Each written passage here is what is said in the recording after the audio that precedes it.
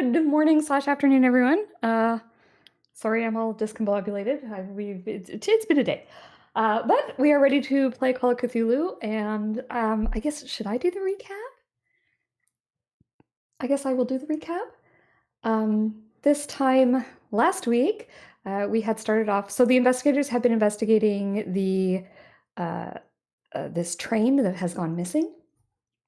It happened about I forget how long I said now, 2 weeks ago. And basically, you guys are the gatekeepers, or part of the gatekeeper organization at any rate, and you have been going through trying to figure out what exactly has been gone on. We know that something is different about this particular missing. It doesn't look like the train has derailed or anything like that. And so you guys were brought in by the gatekeepers and also kind of by the train company to figure out what has gone wrong. You've been given some special access to investigate the missing people and train, I guess. And the gatekeepers have arranged it so that the train company is working with you. They think that you're special kind of outside investigators coming to figure out what happened, which I guess you are in a way. Last time you guys went, you got all your gear together, and we did talk a little bit about some special gear that you had available to you. You guys picked up some of those items, and then you headed out along the train tracks to the last known location where the train had been seen, which was the Taft Tunnel. When you got there, you decided to start investigating outside of the tunnel. You walked down along the tracks, you found some footprints, and you also found a very small kind of abandoned logging camp. And from there, you encountered a gentleman who seemed to be a little bit crazy. He was an older man, and you learned over the course of the session that he was, in fact, one of the people that had gone missing on the train. Specifically, one of the people that lives in South Clay Ellum and whose wife had been waiting for him. And so you talked to him, you learned a little bit, but he seems a little bit too traumatized to get much information out of, or at least at that point he was. He also had aged dramatically, as I said. So you guys took the train back to Clay Ellum with him on it. You managed to convince him to get on the train again. I don't know if I'd have done it, but he did.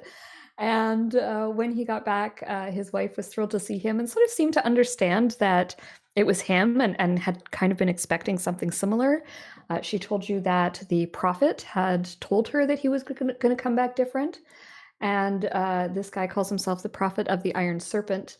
And he lives in another town, and she had gone to him for some reassurance. And so you guys kind of are now like, who is this guy? So there was some talk about potentially investigating that.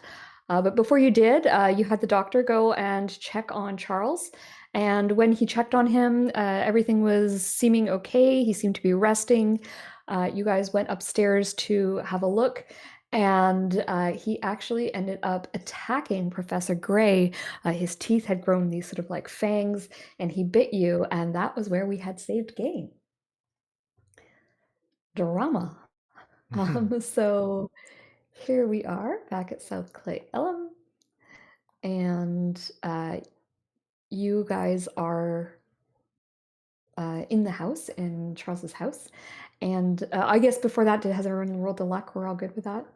We'll do that now, I guess. Like the other two have done their first rolls. I'll do my Excellent. D100. Yay, 91. Okay. Nice. So I get back 2d10 plus 10. So last week we forgot to roll for luck because I completely forgot. And so we're going to do it at the beginning of this session, but we're going to roll twice so that you guys can kind of fill your luck back up to where it needs to be. Thank you.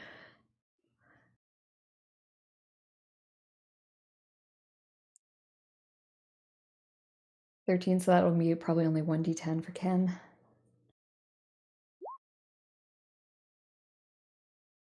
And Terrance, you have another roll as well if you'd like. Oh, two. Okay. Yeah, because one we for each missed last session. week, we're doing it twice. Oof. One below. Can I use luck Oh. points? Can I use luck points to push? No, I don't think you No. can. I think that's succeed. No. Nope. 10 plus 5. 6. Okay. And then I will roll my d100. 92 again. 91, 92. Nice. Let's go. 2d10 plus 10. Plus 10. It was 2d10 plus 10, wasn't it? Yes, good. Another 23. Holy shit. Holy smokes. I might be regretting giving you all these points.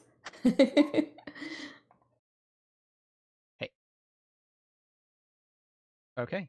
We are lucked up. All right, awesome. So you're at 55 points. Nice. Yep. From 13. Okay, and I think that from 13, well, that's good. I think I saw that the maximum is 100. So that makes a lot of sense. Yeah. And we will just try and remind me, please, at the beginning of next game to roll for luck. And we'll Yeah. keep that train going. Speaking of trains. Choo choo. Choo choo. So, okay, here we are, Clay Ellum. You are upstairs in the bedroom of good old Charles. And his wife is up there, Mrs. Brent. And he was sort of in the corner. You were trying to calm him down, rolled a little bit poorly, and then I think you pushed, and that was when the roll failed. And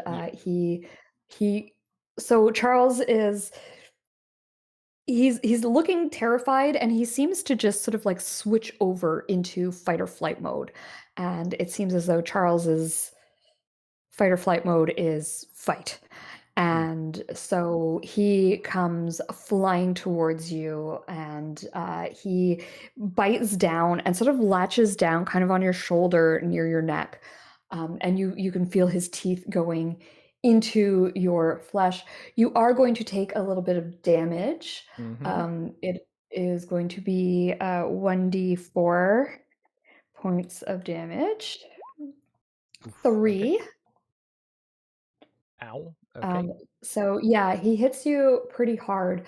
And then he seems to sort of like recoil, and he goes flying backwards up against the wall, kind of with his knees sort of drawn up against the floor. And he's kind of curled up, and he's almost like he's trying to push his way back into the wall to try and get as far away from you as possible. He seems frightened. What do you guys do? Ken will immediately grab the professor in the back of his thing and pull him back and look at the Okay. wound, and like kind of like steps in front of him a little bit. Has one eye on the guy, one eye on the wound. See how bad it Okay. is. Yeah, why don't you make me, I think there's a medicine or first aid check. Medicine is probably to discern the wound, and first aid would be to To repair heal, it. to Yeah. heal it. Okay, repair so it. I need to do medicine instead. I think medicine's even lower. There's is there a medicine? Yes. Oh, there it is. I yeah, I failed. He's like, Oh. oh, that's a wound. That's bad. We need to see doctor immediately. Yeah, I mean, That's you right. know what happened. You saw it. He got bit. It's 2 puncture wounds. They look Puts pretty out deep. puts out a what's they call little hanky thingies that they had. Puts it on the doctor, like holds us to the neck. Yeah. Just a Okay, flesh yeah. wound. Just trying stopping the bleeding. We're gonna call that your first aid check as you're trying to like hold Okay. hold Well, I something failed to that it. too. Yeah, so it just won't stop bleeding. It bleeds almost immediately through the handkerchief that you have. And it looks to be pretty not good at this point. Mrs. Brent is she's kind of like, oh my God, Charles, and she's running over. And she goes to her husband, and he kind of like turns, and he almost like hisses at her, baring his teeth, and you can kind of see that he's got these fangs, and now they're kind of covered in Professor Gray's blood. Terrance, what are you doing while all this is going down?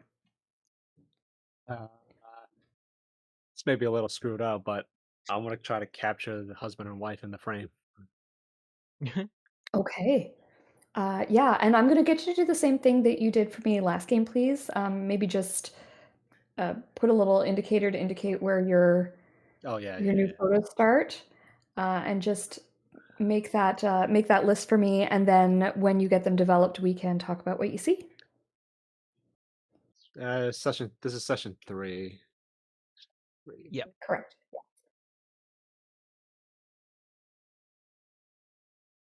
All right. So you take that picture, and it's sort of like he like recoils back from the light and the noise, and she kind of looks at you and she says, what's wrong with him? What's wrong with his teeth?" And then she seems to notice for the first time that you're actually bleeding, and so she says, "Oh, you're bleeding, Professor. Let me grab you something." And she runs into the linen closet, and you see her coming back with like some washcloths that she sort of hands to you to you put against the wound. Speaking of which, what are you doing, Terrance? Or sorry, Professor Gray, Richard. Professor What's her was name trying again? to The oh, wife, go on. real quick. What's the wife's name again, real quick? Sorry, I don't think we ever give her a first name. Let me just check. We've just been calling her Mrs. Brandt. I Mrs. think Brandt? she did get a name, but I don't. Here, Can't Clara, check. Mrs. Clara Brandt. Okay. Yeah, Professor is just like, I've been given a thing to hold to the wound. I'm holding it to the wound and trying to staunch the bleeding. Okay. Do you want to do a first aid check yourself? Yeah, I can try. My first aid is not great, but we'll see. No. Here. Yeah, so it's bleeding quite a bit.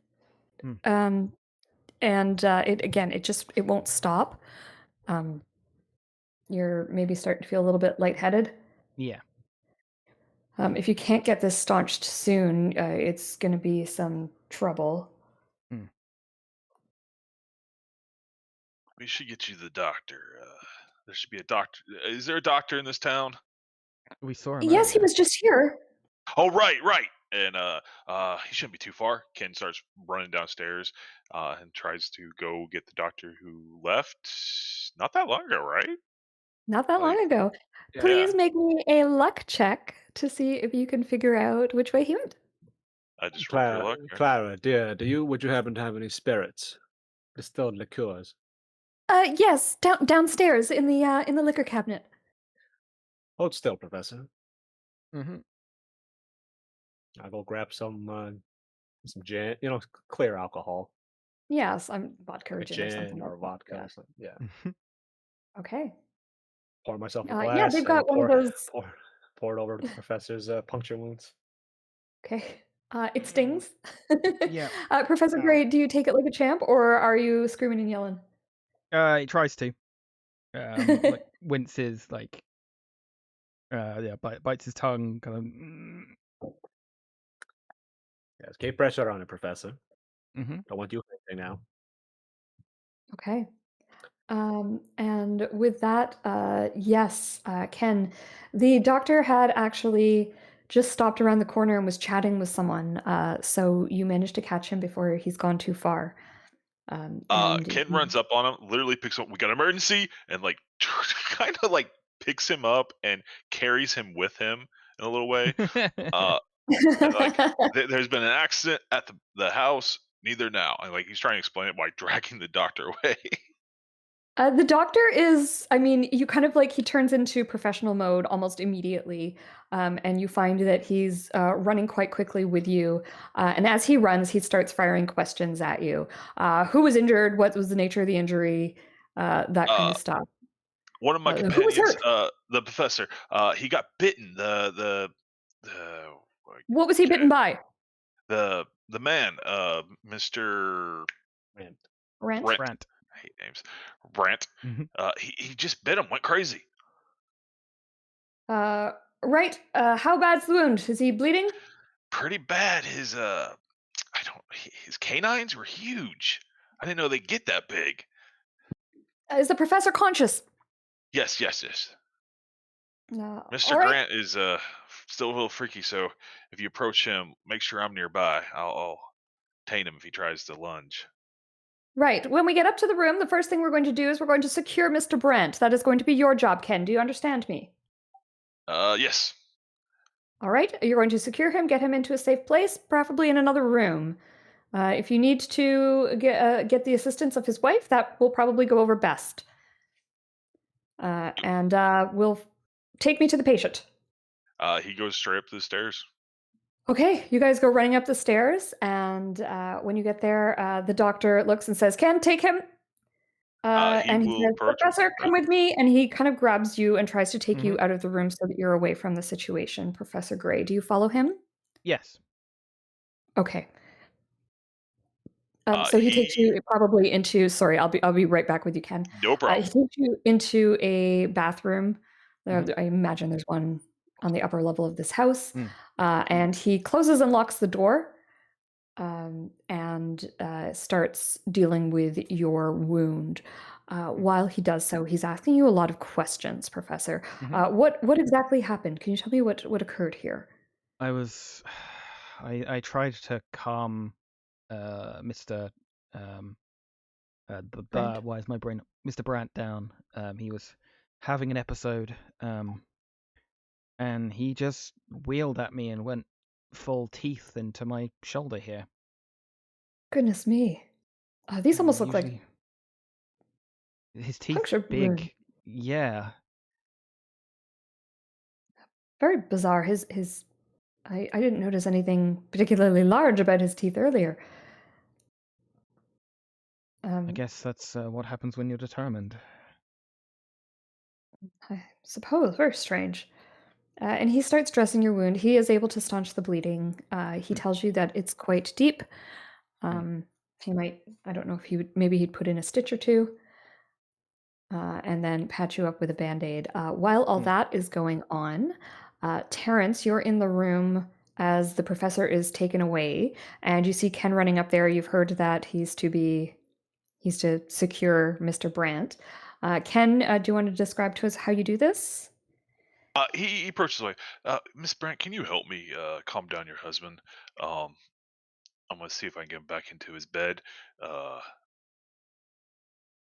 Tr- Trace? Yeah, I think that's your name, Trace. Terrance? He, Terrance. Terrance? Sorry, I'm bad with It's names. okay. Terrance, why don't you go to the door? If you want to take more photos, take him over there. I just, he seems to be rattled, and he'll go over with Miss Whitmore, try to calm him down first, and get him back to bed. But like he's always in front of her. Like if he lunges or anything like that, he's ready to grab him and knock him out if he has to. Okay. Pipe up Terrance, from the what? back. Yeah, I'll pipe up. I would recommend using your belt to secure him to the bed. If that's necessary, that's what I'll do. Yeah. I would like one of you to please roll me a psychology check. Okay. Look at me using different skills. Yay. So a psychology. I have a 10 in that. What do you got? Yeah, I'll roll it. 40. Okay. Extreme. Hey. Nice. Terrance, tell us how you kind of keep him calm. Charles, remember your wife. You're here, back in Clay Ellum. You're home. You're safe.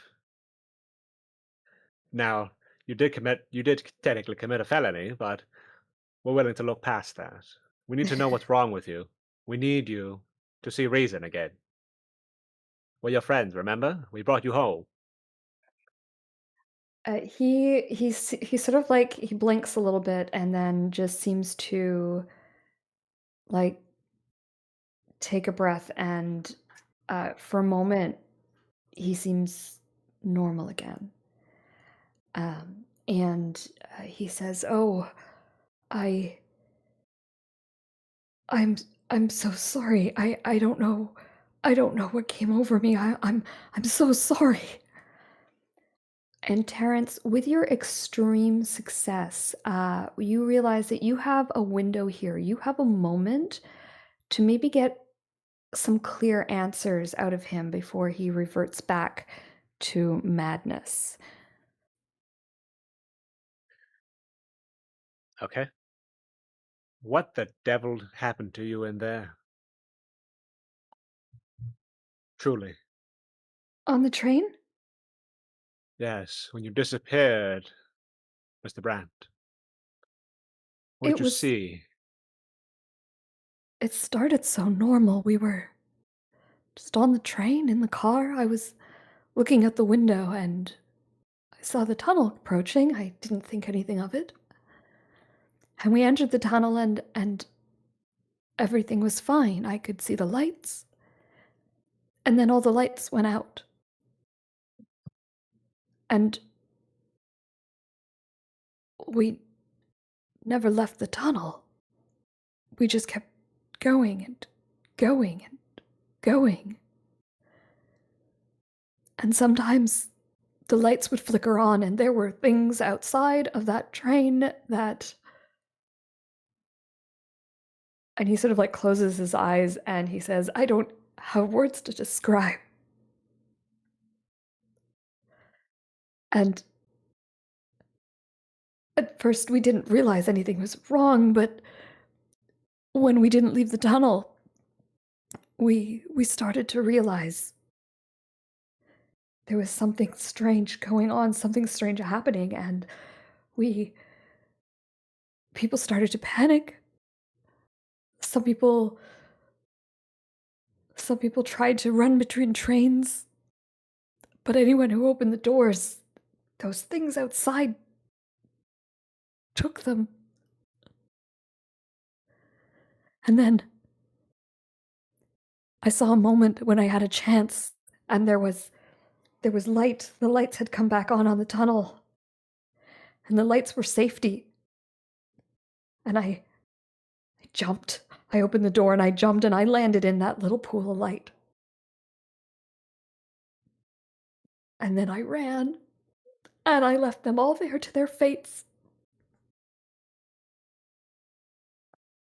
But when I got out, everything was different, and I didn't know where I was. And he just starts sobbing. And his wife sort of runs over and embraces him. And she's stroking his hair and she's saying, You're back now, you're safe, you're with me, you're safe. I have time to ask one more question. Yeah. Mr. Brandt and Mrs. Brandt, you'll forgive me if this sounds rather crass, but Charles, would you mind taking your shirt off for me? I wish to know if you were marked by in any way by these these supernatural forces you describe. He sits up and he pulls his shirt off over his head. And you see on his back there is a symbol, one that you recognize. Very It's interesting. It looks like it's a scar, but a healed over scar. And it looks almost like it was carved into his flesh at one point. I don't suppose you remember getting this on your back, do you? His eyes sort of kind of glaze over again, and you kind of get the feeling that you're losing him. And he says, It was the teeth. The teeth did it. And I have someone at my door. I will be right back. I'm so sorry. Yep. Oh yes, the teeth. Well, Mr. Whitmore, I believe this is time to secure him to the bed. Yes, I'm afraid we might have to. If it, and he'll pull you aside and take you back a little bit. If it's really a snake, do you think all the items that were laid about the track coughed them out? Take a long drag. I presumably fell off the back. That's my Oh, assumption, anyways. hmm. That's just one part I can't wrap my mind around. I doubt this otherworldly snake has too much of a problem consuming inanimate objects. Well, After yeah, all, it but did eat the train. supposedly Well, they were already in the tunnel when they got back, or when they realized something was going wrong. So it yes. wouldn't have. Mentioned pools of light. Perhaps there are safe spots inside. Perhaps the electricity is a blessing than a curse.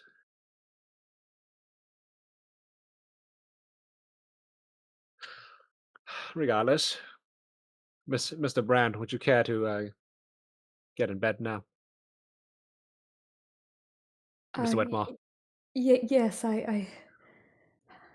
and he kind of crawls into the bed and just starts like he kind of immediately falls asleep. He kind of curls in on himself and passes out from exhaustion. Mrs. Brand, forgive me for saying this. As I understand, he is your betrothed. However, he may need to be restrained for your own safety. She looks heartbroken, but she says, "Yes, I think you're probably right. At least for a little while. Maybe Yes. the doctor can help me."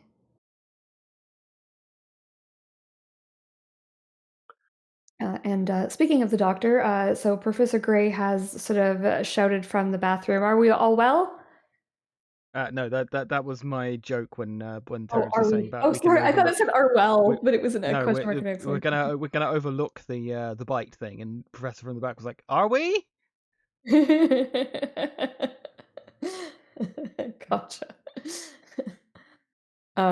Yeah, so Professor, the things seem to have calmed down. You hear things in the bedroom have calmed down quite a bit. The doctor has you patched up, and he heads back into the bedroom to assist. And he gives Charles Brent a shot to use as I suppose, a chemical restraint for now. A sedative, yeah. And he says, I shall speak with Mrs. Brent about what our options are from here. I agree with you. He might be a little bit dangerous until we can get him some psychiatric aid. And she sort of like nods and says, "Well, he's asleep for now, so we're all good for now. But I think perhaps Mrs. Brent would like some time alone. Thank you for your assistance, and if that keep that bandage on, and if it starts to see anything strange, do let me know. But otherwise, just keep on the bandage until it starts to heal, and you should be better in." Um, Start to feel better in about 3 days, and it should be healed up in a couple of weeks. Okay, thank you. And at that point, you're kind of kicked out of the house without being kicked out of the house. It's He fair. and Mrs. Brent start having a conversation, and you are left to depart. So I'll relay what I've learned to the professor Mm. since he was being What tended to. what caused him to go like that? What did you do?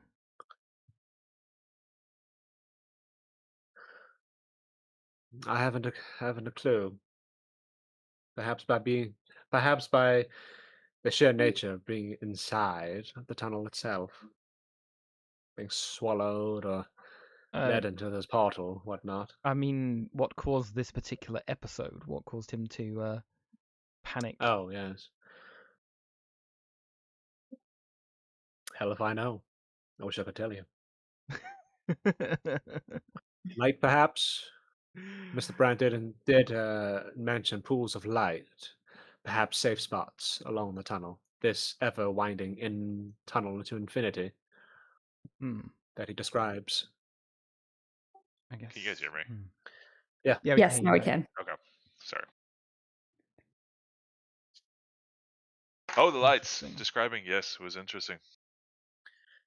As I told Mr. Whitmore, that perhaps the electricity alongside each little section of the tunnel may be our salvation instead of a curse. So stay in the light. And of course, this infinitely stretching portal into the other world could possibly explain why Mr. Brent came out so old. Yeah. As we mentioned, there's all the there's the precedent, the story precedent of people disappearing and coming back with a difference in time.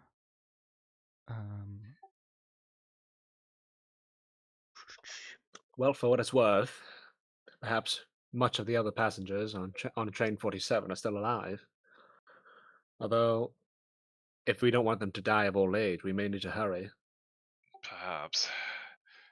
So the plan is to go back there and actually go through the tunnel this time. I don't exactly see any other recourse. Do you, Mr. Whitmore? I don't. It's our job to figure this out and try to put a stop to it. I'd like to have a look at the logging camp as well before we do that. We were just about to You go mean there where when we this saw happened. the stone buildings? Yeah, We didn't really find much there, but okay. we We didn't really didn't check spend it much out time either. looking. We didn't Oh spend much time yes, looking. you're right. I Yes. forgot. That's when we heard Mr. the Brand gentleman. skulking Yeah. around, yes. All right, then we'll head back there tomorrow. It's quite late in the day already. Wait, did a day pass since we? No, No, this is no, the same day. yeah. Probably We'll been only head. a couple hours. Yeah, but it should be like later in the day by the time the train showed back up. I would say around 2-ish, 3-ish. And we'll have to, hopefully, we'll be able to discern the nature of this curse.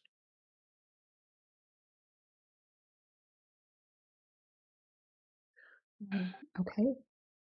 So, as you're correct, it's sort of getting on to later in the day at this point. You are limited by the train schedule as to when you can go back out there. It will be passing by again tomorrow morning to take you out there if you so desire. Yeah. And in the meantime, what do you guys do for the evening? Do you sort of like call it a day? Is there anything that you particularly want to investigate at this point? I'm going to develop the rest of my Oh, photos. 4, 5, and session 3, number 1. Actually, no, 5 and number 1 of the new session. hey Chris, did we ever Okay. determine how far the Prophet was? The Prophet is in another city. Like, is it an hour drive or 2-hour drive? Outskirts of Seattle, I Well, think. He's in like a homeless encampment, if you recall. And I think we decided that he was actually further along after the Kittitas track stop.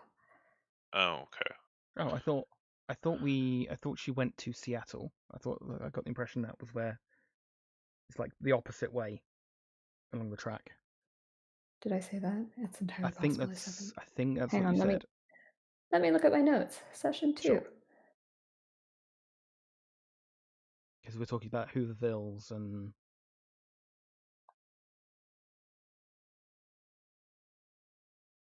We The were Hooverville talking about shanty towns, Hooverville. yeah. Yeah. and it would make sense for them to be around like a big city. You A wouldn't get bigger them city. in the sticks. Let's do it. I can't find it in my notes where I said it was, so let's say it's outside Seattle. That sounds exciting. We can go visit Seattle. But that's like too far away, right? Like 2-3 hours away. It's definitely something you'd have to get on the train for, and B, again, it okay. would be the next day before the train would be ready. Then Ken will just read a history book. Teddy. I don't know. Yeah, that's all I'll do. Okay. Something you brought with you? Yeah, something he, like, I don't know, found on the way here when he was traveling from Pennsylvania. Okay. Anything else anyone else wants to do? Professor will just kind of read over his notes of what we've got so far, just kind of digest it all, just have a quiet evening. Okay. So Terrance, you take a look at your photos, and last time you did, I believe, uh, 1, 2, and 1, 2, 3, and 4, right? Yep. So this time you were developing 5 from the end of last session, the Yep. wide-angle shot of Charles Brant in his bedroom, and now you're doing, and also the one that you just took of Charles and Clara, Yep. with Charles having his fangs. So when you develop shot number 5, which is a wide-angle shot of Charles Brant in his bedroom, um, the bedroom looks normal. Charles looks almost transparent. If you hadn't seen him and know that he was there, you would think it looks like a photo of a ghost. His features are fine, but he looks almost see-through.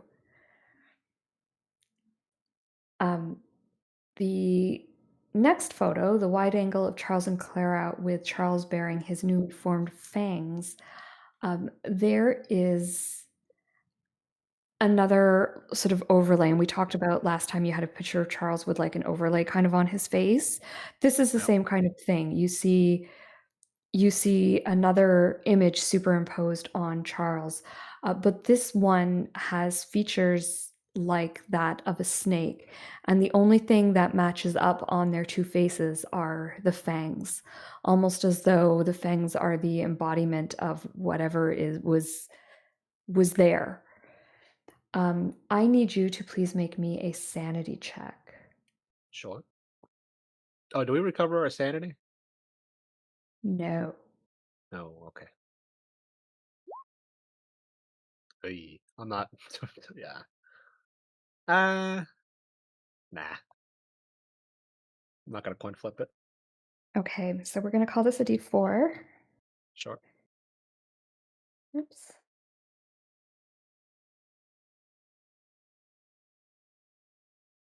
3 points of sanity damage. You have a moment, you look at this picture, and you have a moment where you swear that that snake creature turns and looks at you.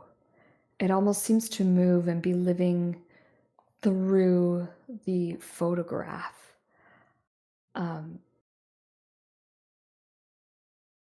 It also, you hear a hissing noise like that of a snake.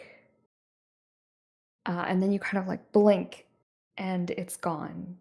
And the picture is normal again, except for this strange superimposition.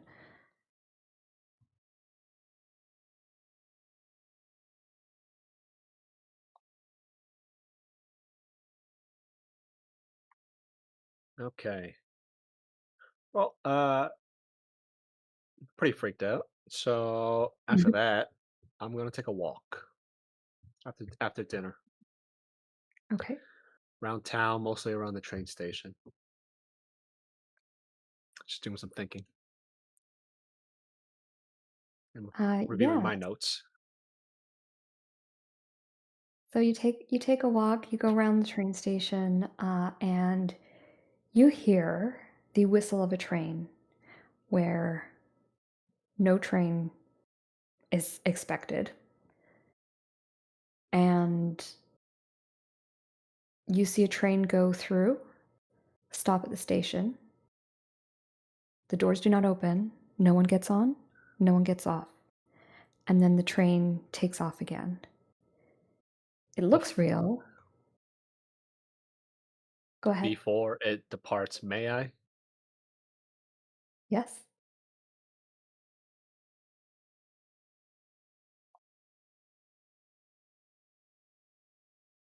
And yeah, I will. After that, and the train departs, I will look both ways again. I don't want to get run over, and I will hurry back to the fellas wherever they may be.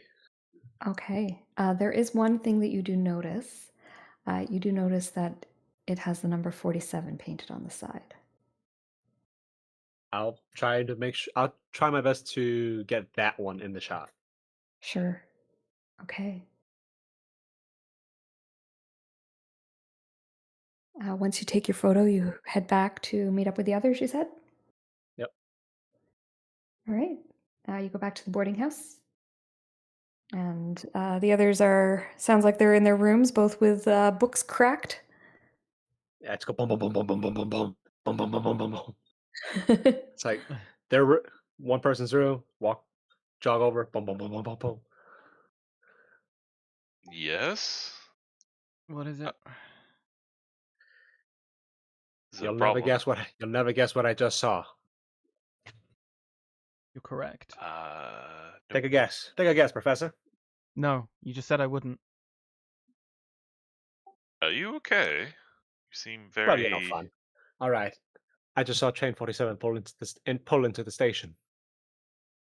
Wait, what? What? Except no passengers got on or off. It stopped Just now. momentarily in front of my eyes. I snapped a photo. I shall do it. I shall develop it now. Give me 45 minutes. Okay. Wait, That's strange, but okay. weren't you just in your? I took a walk, Mr. Whitmore. I took a walk. I need to clear my head. I needed to clear my head.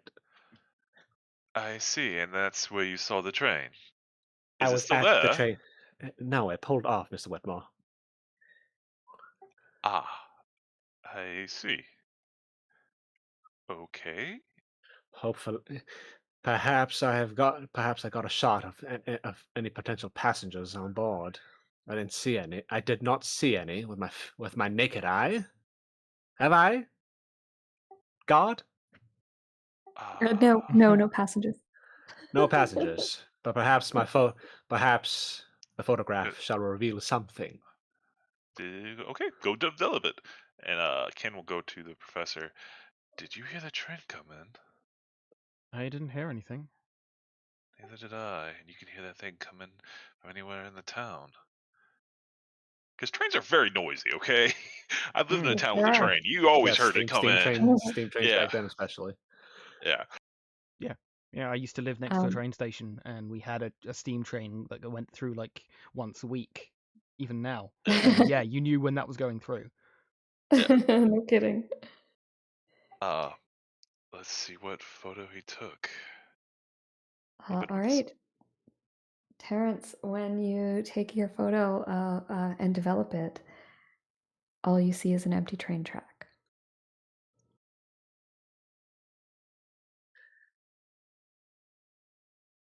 I kind of flip it and flip to the back, even though it's not going to do anything. I'm like,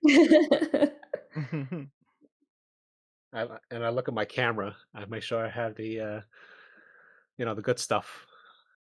I had the good stuff tacked onto Yeah, it. everything looks fine. Your setup looks fine. The picture came out beautifully. It's a great picture of the station and the tracks. There's just no train. This is impossible. So I'm sort of just rapping my knuckles on the little writing desk.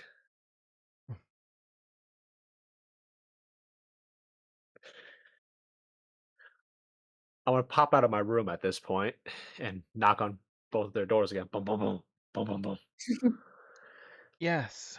Have you seen our Yeah, train? I'm sort of lean against one of the door frames from across. Well, either I am going crazy, I am losing my marbles, or a vision appeared to me that was false. Well, you And were. I show them the photo, and I turn it around to show them. Hmm. I swear it to you, I saw it. It's quite possible you hallucinated it. Your friend was attacked today, so you've had a stressful day. Watching a friend be attacked, it might have.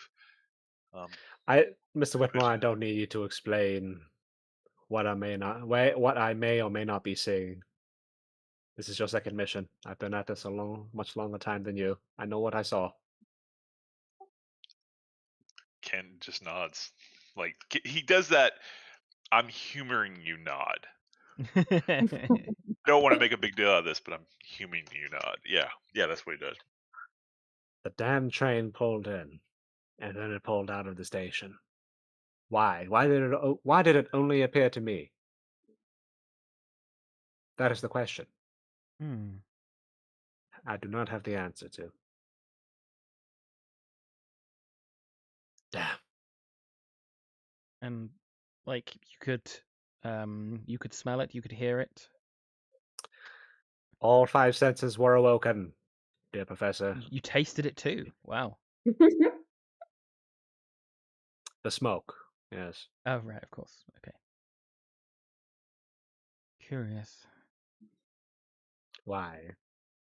Was it there to Hmm. taunt me? To taunt Possibly. us? Because they know, because this creature, whatever it may be, this power knows we're attempting to rid it of this world. Hmm.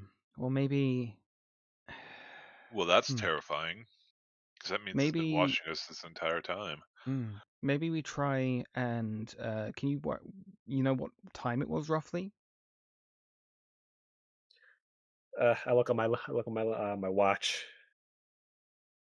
How You long was think it roughly? Train station to back to the lodging at a brisk pace. probably a 5-minute walk. You're pretty close to the station. It Um, could you you think r- that the train passed by about 6:02-ish. Okay. roughly 6 o'clock. Maybe if we're back in town tomorrow at about that time, we stand at the train station and see if we see it ourselves. Hmm. Are we not setting off towards the tunnel again Yes, tomorrow? but that's in the morning. If we're back in time in the evening.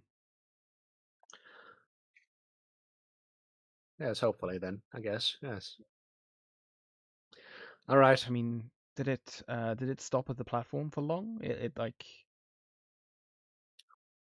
Oh dear Professor, it did stop all right. Only okay. the only problem is none of the doors opened. Well, if it is really a train, maybe we can open the doors ourselves.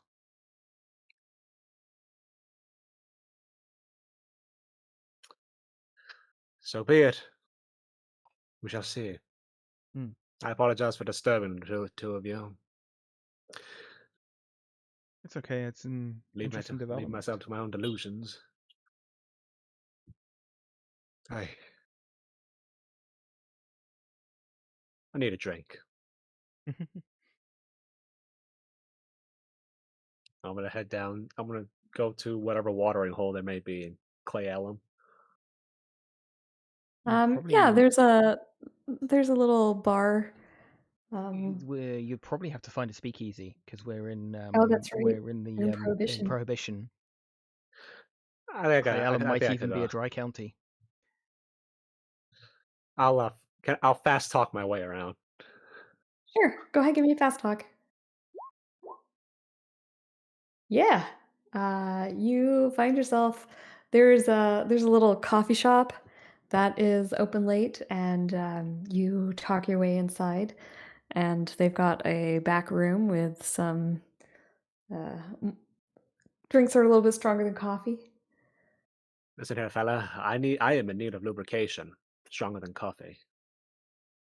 Uh, Let's let's not lie to ourselves. I know what's going on here. uh, Follow me, sir. Come, come this way. And when he takes you back into this little back, it's just like a little door, and there's just like a little back area. And there's just some like soft music playing. It's not one of these kind of crazy places, but there's a bar with some alcohol.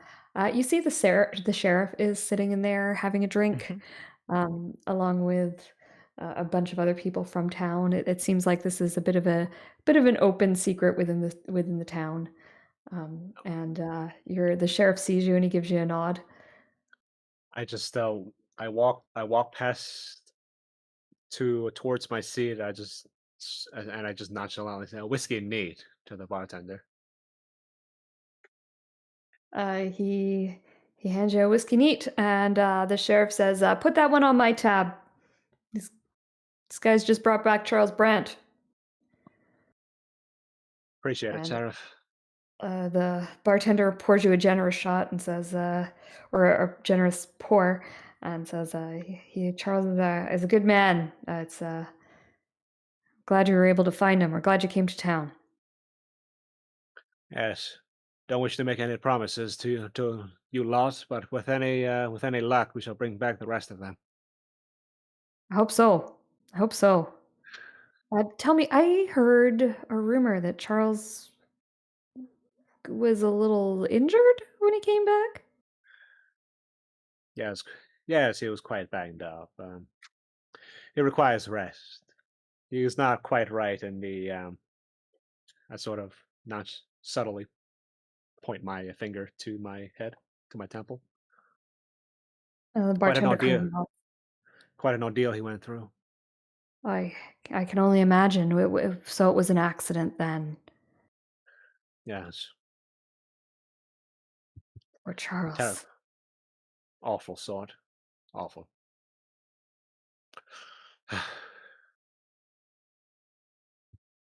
Yeah, I just spent if nothing else, if nobody wants to chit chat, I just spend the rest of the evening just wetting the whistle. Yeah, yeah. It's they kind of leave you in peace. You definitely, um, the sheriff sticks around for a little bit longer, and then he takes off, and he gives you a nod and shakes your hand as he leaves. Have a good Um, night, Sheriff. Good night to you, and good luck tomorrow. If there's anything you need from us, you just let us know. Oh yes, actually I do. Speaking of which, I show him the my sketching of the snake symbol. Uh, since I understand, none of my group are allowed into the evidence locker. But if you happen to see this symbol by any chance on any of the items recovered from Chain 47, please let us know. That would be a wonderful amount of help for us, to us. He says, "You know what? I think with what you've seen and done, I think you're more than welcome to come by and take a look at those items yourself if you so wish. But certainly I'll have a look and see if I can see the symbol on them anywhere." All right, thank you very much. We shall be by in the morning. Excellent. I will see you then. Have a good night. Same to you.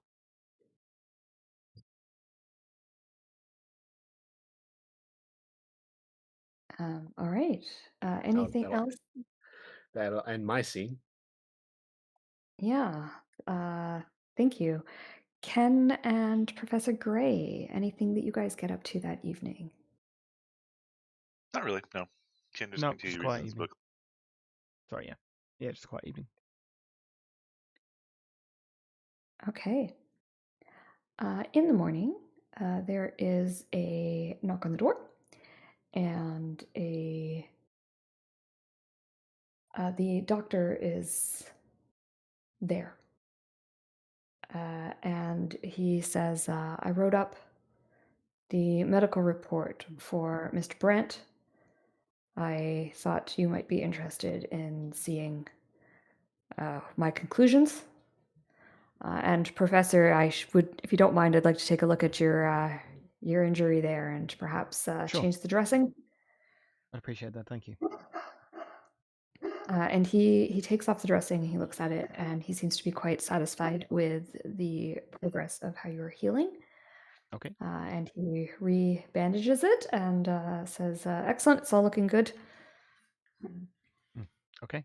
If we've had a rest, I'll regain 1 hit point. I think that's the way it works. From what I read, with like an overnight rest, you get like 1 hit point a day. Yeah. From Overnight rest. hit points, wounds, and healing. Healing. Characters with a major wound automatically heal 1. Without a major wound, naturally heal 1 hit point per day. Perfect.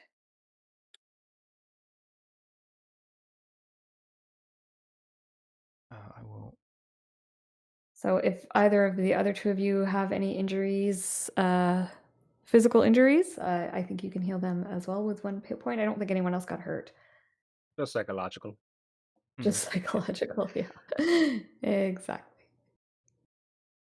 Oh, thanks for putting that in Discord, Nick. No problem.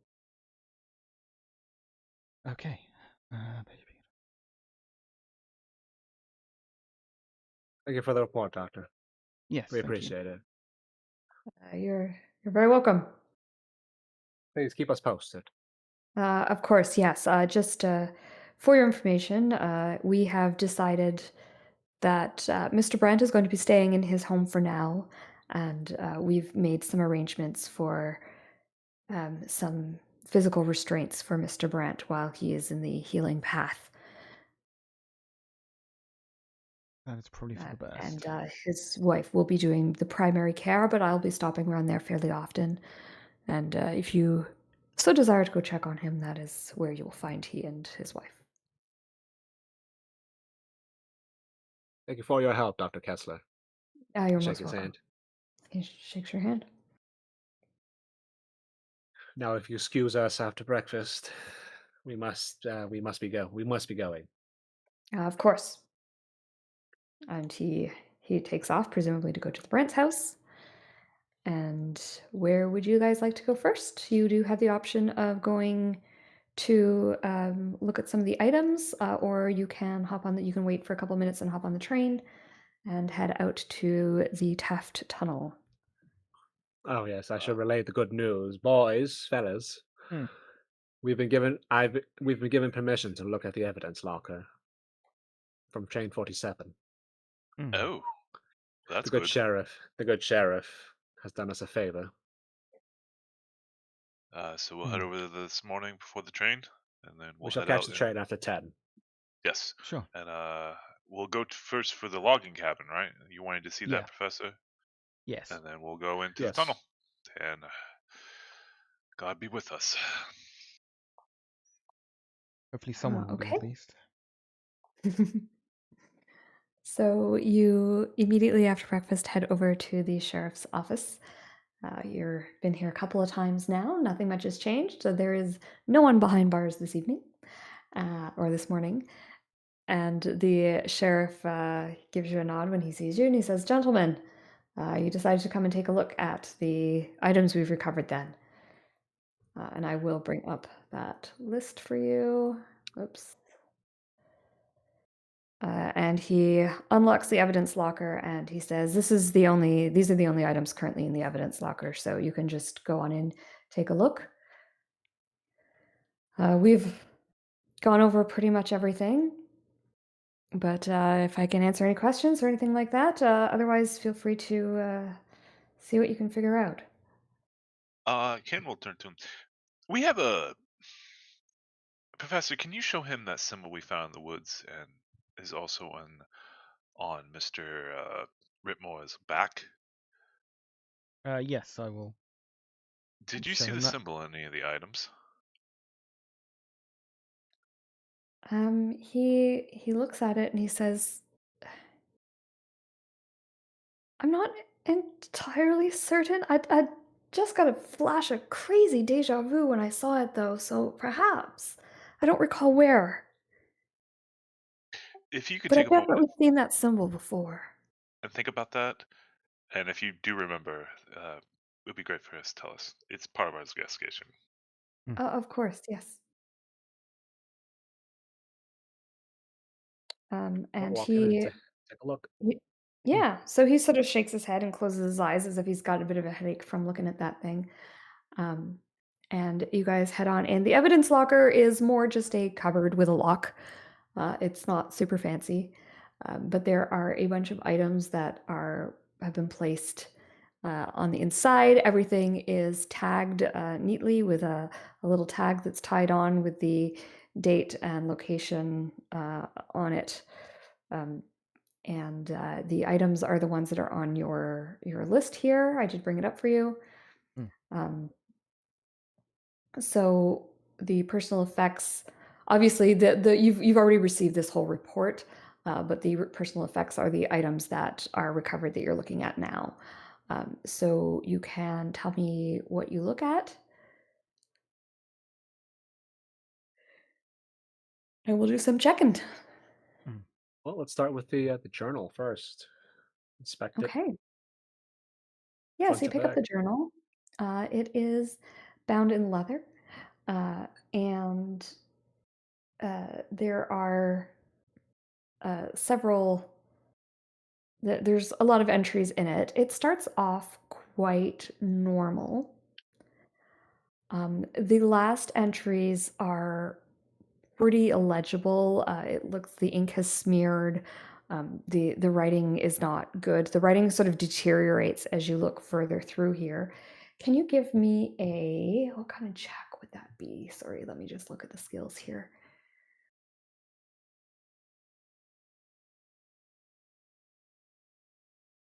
Um,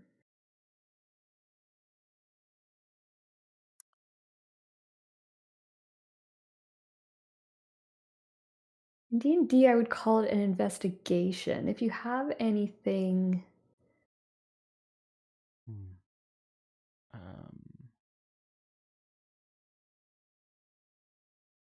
Library use. History. I guess let's call it library use.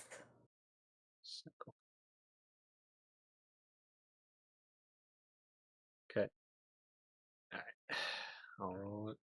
Oh. Professor, Okay, would do you you want like to to? push that? So 45? Nah. That's a lot. so you can use your luck points to bring it down to 45, or you can push it, which means rolling again. Again, negative consequence if you fail, however. Yeah, no, that's You'll another leave it there? 50, pretty much another coin flip. Okay. I'll look. So you take a look at this journal, and there's nothing. It's pretty much exactly as described in the recovered personal effects. It seems to be Professor Elias Davenport, who you know was on the train, and you can't make out anything except that last phrase. It follows between the walls. You don't know what that means. You don't know when it was written. You can't read the date that it was written on. It's interesting. You're not sure how much of a clue it is. I'll hand it to the professor, see if he can glean anything Well, else from it. so you can only roll once per item. Oh. Ken's So gonna pick up the yeah, go ahead, Ken. I was just going to say we'll move on to the next person. Ken, what are you picking up? The pocket watch? pocket watch, and he wants to see what time is it still ticking, or what time did it stop ticking. Yeah. So, can you please make me a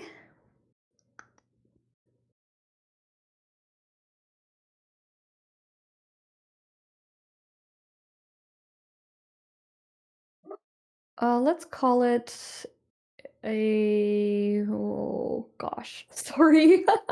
Still Mechanical learning. repair. Yeah, okay, I'll take that. Mechanical That's all I can repair. think. That's all I can think of for it. That makes Just to sense. check it out. Yeah. Ooh. Hmm. Ay. Do you want to push? No. Okay. So you take a look at the pocket watch. It's got a cracked face. Whether that happened from its method of leaving the train or whether that was like that beforehand, you're not certain. It looks like it's a fairly decent piece, but without opening it up to the insides, you're not really sure how high quality it is. It is ticking, but as indicated, it ticks backwards. So instead of ticking clockwise, it's ticking counterclockwise. But the hands are frozen on it. The hour is at 6, and the minutes is at 2. And it doesn't seem to change even when the second hand goes back to the 12. Ken, I heard that number already. he looks at Trace. Terrance. Terrance. I'm gonna get that eventually. Terrance, and he's like, It's "Didn't down you below if you want say?" to read it. I In the can't read. names. No, legitimately, I can't read. So he goes to Terrance, and he's like, "Didn't you say you saw the train at 6:02?" And he shows the pocket watch at him. Well, I don't know if it was 6:02, but it was roughly 6. This thing stopped at 6:02. Yes. And perhaps we may be Okay. able to catch 47, after all.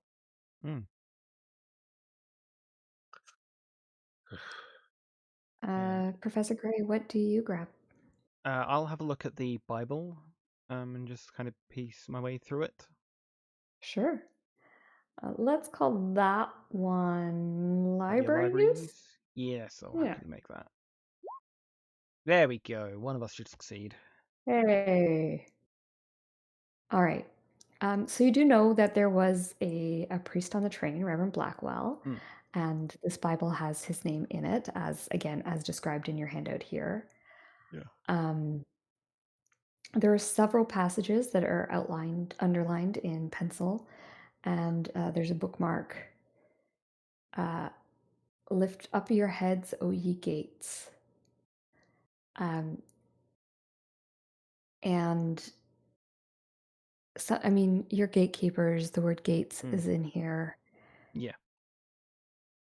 As far as you know, he's not part of your organization, but you don't know everybody who is part of your organization. You do know that there are a decent amount of clergy that are involved with the gatekeepers. They tend to do things like, religious things as required. So, what's the word when you're trying to get rid of a demon? Exorcism? Exercise. Exorcism, yeah. Yeah. Yeah. Exercise. Yeah, they work out a lot. No, that's the actual verb for it. Yeah, But I know it is. exorcism, It's just it sounds funny. So it's possible that he might be a gatekeeper, which is maybe one of the reasons that your organization was brought in, or maybe not. You don't know. You would have to contact your contacts to find that out. There is also penciled in the margin where next to where it says lift up your heads, O ye gates, you can barely make it out. At first you just thought it was a smudge on the side of the page where things had been underlined and the pencil had smeared, but you realize it's actually words. And the word is Yigresh Na. I'll put that in chat for you. And I need you to make me a sanity check, please. Nice. When you read the name, your head is filled with circles going counterclockwise, turning, twisting, always rotating, always coming back to the same point again and again. And you're sort of able to like shake your head and break free of it, but for a moment you just feel yourself almost falling into insanity. But then you're able to sort of, you close the Bible and it backs you out of it. Can I make an occult check to see what I know of this this assuming this is a creature? Sure. Yeah, go ahead. Let's roll. Nice.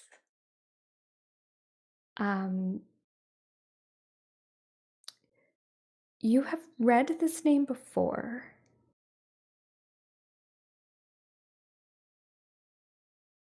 You know that it is an outer god.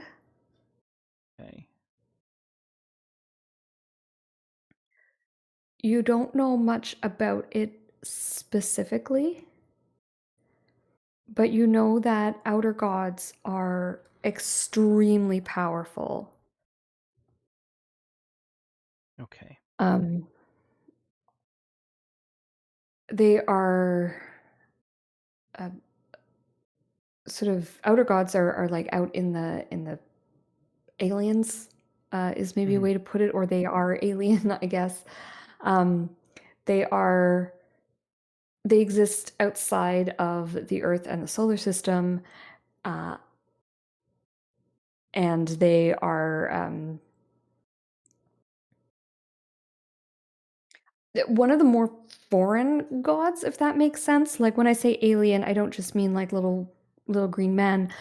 Alien as in just completely different than an earthly way of thinking or being.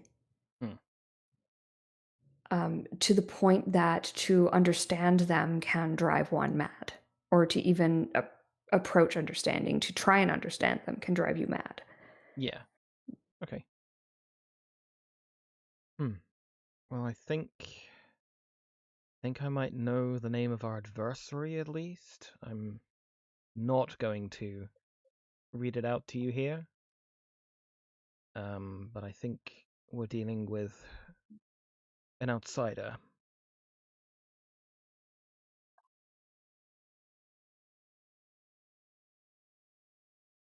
Well, we know their name now. Yep. How do we beat them? That well, I I shouldn't don't say how do know. we beat them. How do we Delay stop them. them? Yeah. Yes. I don't know. Outside what? I think the Professor talked about a little bit about this.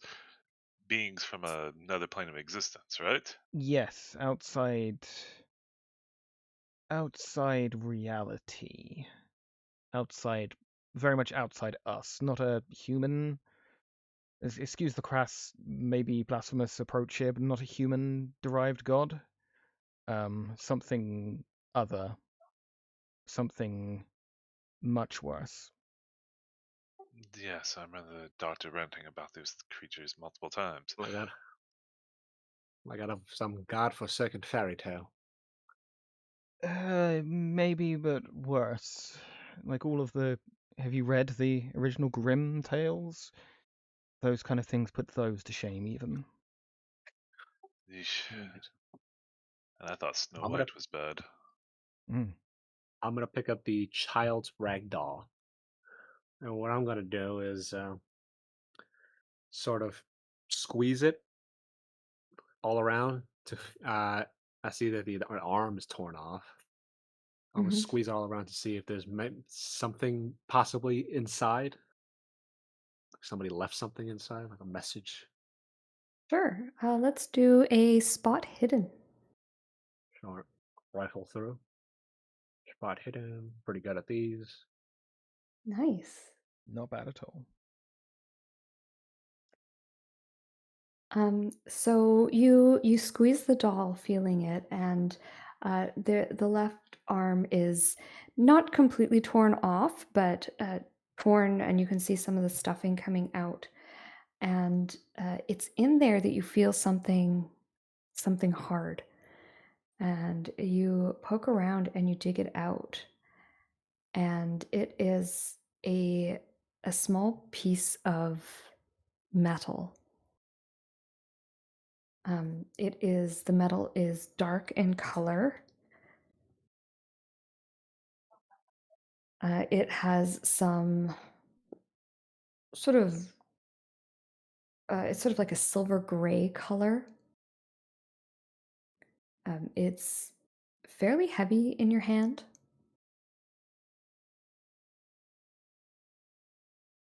And it kind of looks like a rock, like it looks like a naturally occurring piece of metal. It doesn't look like it's chipped off of anything.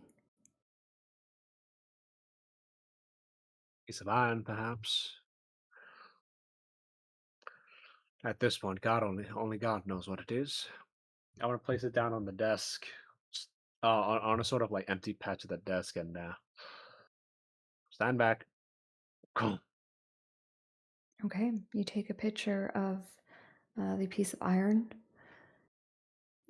It doesn't seem to react to the light in any kind of way. But obviously, you will see what turns out in your photograph. There is also some staining on the doll. It's a dark color. You're not sure what it is. I Can you might smell it? use. I was gonna say I might use the field chemical kit and just like take a little sample of it and then test it later on. Sure, you can test it right here. Are you Okay. going to? It's a field kit, so you can just do it right. So, are you testing Okay. the metal or the Might test dark might stuff? test them both. Test them both if we've got time to do that. Yeah. So, Professor Gray, you pull out your little chemical kit here. Mm. The piece of metal doesn't really react to either acid or to anything basic. It's fairly malleable, but it has a decent hardness, and you do believe it to be iron. Um, Terrance, you said you were sniffing at that dark stain. Yeah. It's not got much of a smell to it. It's dried. You definitely don't smell grease. It seems to be drier than that. Yeah. And Professor Gray, you take a small sample of it, you put it in one of your vials, you add some phenolphthalein, and it begins to glow pink, which is your indicator that this is most likely blood. Right. Look at me Okay. using my chemistry background. Mhm. Iron. To correct you there, iron reacts to acids. Iron is not Oh, non-reactive.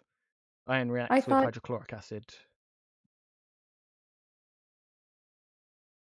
interesting. So that happens then, yes. No, you're 1 for 1, Kirsty. Yep. Look at me using my chemistry Yeah. background poorly. Sorry, you're 1 for 2, actually. 1 for 2, yeah. Okay. Yep, I will Oh make yeah, that notes. actually makes a lot of sense. Okay, I'm so a just reading chunk up of on the reaction now, and yeah, yeah, yeah, okay. hydrochloric acid and sulfuric acid. Yeah. Ken will look at Wow. the invoice, the shipping invoice, and he wants to see if he can make out a name of was the who was sending the wooden package. Like it was sent from the museum, but was there a name mentioned in there, like from Doctor Who or from Professor Who? Sure. Let's call this a luck check to see if the name has been burned away or not. Nice. You are able to just make out the last name on the invoice here, and it is.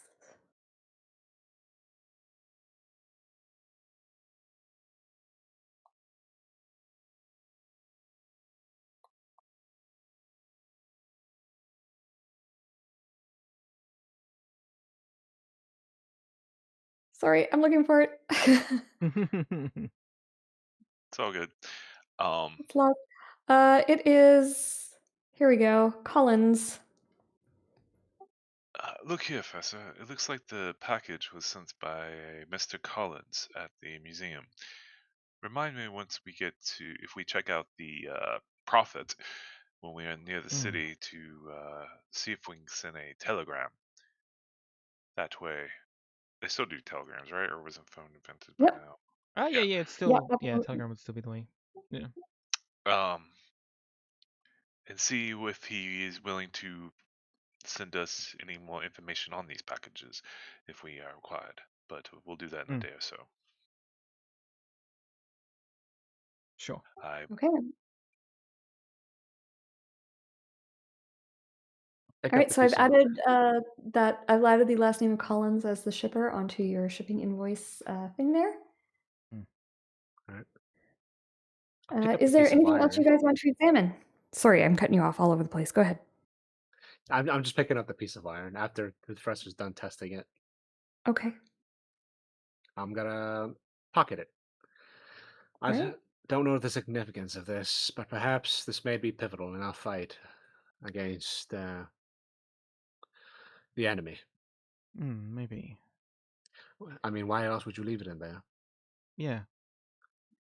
I would like to talk to the go outside and talk to the sheriff very quickly. Yeah, sure. Because I have a question. Yeah, Mr. he's Sheriff. honestly, he's half dozing when you Mm. you go out there, and he's kind of leaned back on his chair and he's got his eyes shut. But he sort of straightens up when he sees you coming, and he says, "Did you find anything of interest?" A few curiosities. I can confirm that the staining on the child's doll was in fact blood. I have a small chemical kit.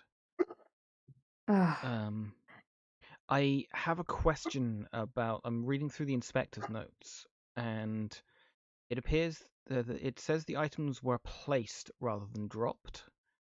Do you have access to a photograph of how they were found? Were crime scene photographs taken? we took no photographs. Unfortunately, we didn't have. We don't have the fancy equipment that Terrance there has. But they definitely were. They were laying on top of things. The doll was sitting upright. They definitely looked like they had been carefully put down, as opposed to just tossed out a window every which way. I really wish you'd taken a picture of it. Sometimes that has significance. Sometimes that could have been useful. Honestly, we just sort of thought that, the train was in an accident at the time. We were just looking for survivors. It wasn't But until afterwards that we realized the significance. you find evidence on anything else. You take photographs of where it was placed, don't you? Chain of evidence, chain of custody. Is this not how criminology works Ah, in this country? well, we're just small detachment. We don't have a lot of reason to have fancy investigations. Look, my men and I, we do our best, but I this is understand. well It beyond will what we're used to dealing with. go in my report as a recommendation for future crime scene um, investigation, at least. Okay, thank you. He sort of looks a little bit chastised. Yeah. It's not. He kind of turns and is like, that isn't a condemnation of yourselves. If you didn't have the equipment, you didn't have the equipment. I'll recommend you do for future. He sort of nods and says, "Thank you." Okay. I'm gonna while the professor's sort of chatting up the sheriff in that moment, I'm gonna inspect the shoe. Sure. I'm gonna inspect the shoe for anything placed inside, false heels, that kind of thing, just like the doll. Okay, let's get I guess another spot hidden. Oh, my specialty. Okay, come on Oh, now. Yeah. that's Let's not far off, at least. let's see. Was that 19 points? Mm. Let's spend a luck. You can also push it if you like. I rolled pretty poorly today, You have been rolling so pretty I'm poorly. not gonna chance it. I will Okay, push for 19 okay. points. Not push. I will spend 19 points to You're gonna spend the succeed. luck. Okay, you spend 19 points of luck. It's a good thing we rolled all that extra luck today. Mm. And you take a look at this infant shoe. Um, it obviously doesn't look like it's been walked on or anything like that. It's much too small for the child to have been able to walk. And when you, sorry, I'm just pulling up the passenger manifest here because you do know that there was a child on board. Um, there were two unidentified children that were a little bit older. They were 10 and 12. And there was also, I thought there was a family traveling with, yes, Jacob and Anna Roth were traveling with their infant child. So it is likely that the shoe is from that infant.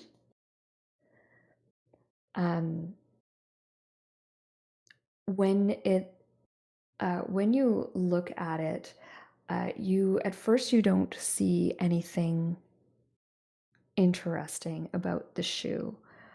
But then when you kind of open it up, and on the leather on the inside of the shoe, right up near the toe where you almost missed it, there is a scratched circle. It's not a perfect circle. The ends don't quite meet, and one of the ends is sort of scratched to be open um, like a triangle without the flat part of the triangle. I'm gonna draw you a quick picture. Oh, I can do this right on here. I forgot we have this Kirsty, a option. triangle is all flat. Ah, It looks like that. yeah, that looks a little like Looks familiar. something we know. That looks familiar. It does look familiar, yes. Not enough to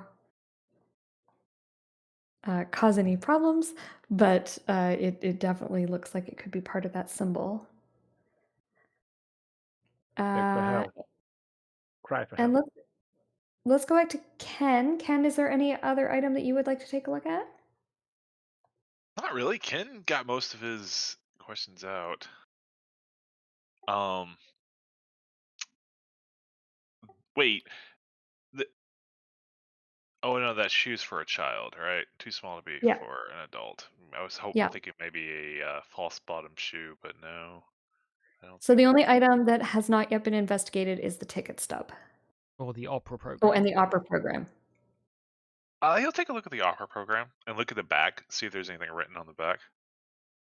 There's the autograph that says "For my admirer in the shadows." Can you please give me a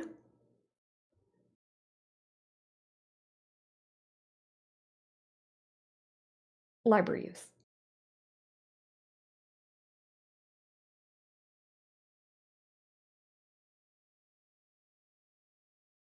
Oh yeah. Oh wow! I can't believe that. Damn. Nice. Actually, lucky there. Mm. All right. So taking a look at this, there is this inscription on the back that says, "For my admirer in the shadows." You notice that the performance date is September 18th, which is, around the time that the train went missing.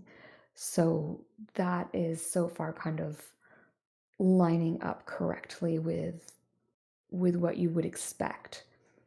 But the program looks old. It's sort of yellowed at the edges, like an old library book.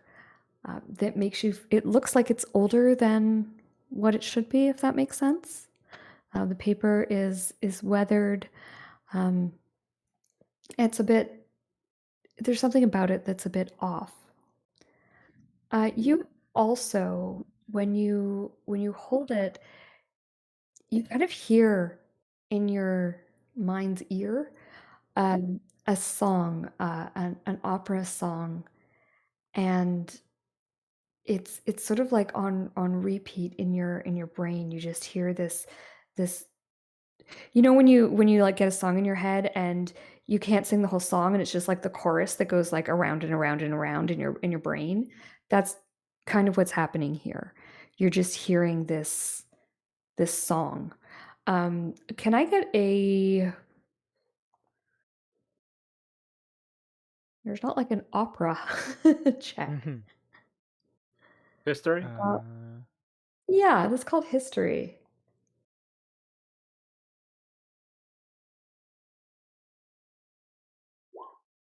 Hard access. Oh hell yeah. 2 hard successes in a row. Uh, nice.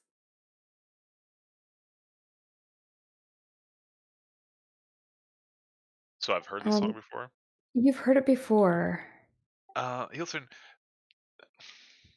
he'll give a strange look in his face and like Professor, Mhm. I see you have a kit there. Could you check this paper for age? And also, I don't know why, but for some reason I got the memory of when my mother dragged me to the opera house to listen to a performance. Mm. I mean, it is a Uh, opera program. I could understand it yeah, causing that. so it just Hmm. he just kind of Um, looks at it, and just kind of shakes his head hmm. again, and hands you the paper to be tested. Is that something I can test with a field kit? Like radiocarbon dating and that sort of thing aren't a thing yet, because we Yeah, don't I know about don't. nuclears. How?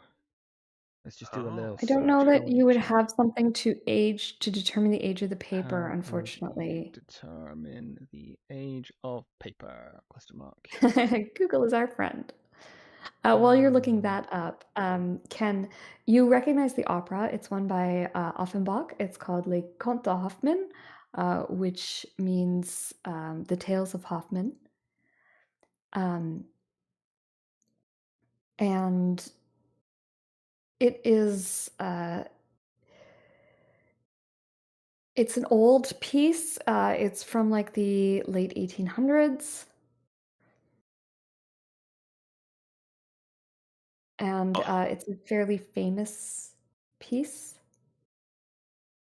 okay. And you know that there is a song, and the song that is um, playing kind of in your mind, the one that you are thinking of is called the English translation is "The Birds in the Bower."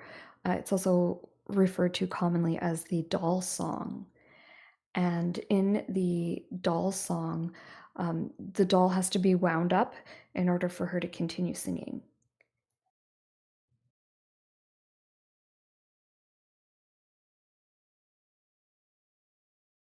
Interesting. And he'll just like think about it and like, okay, wait.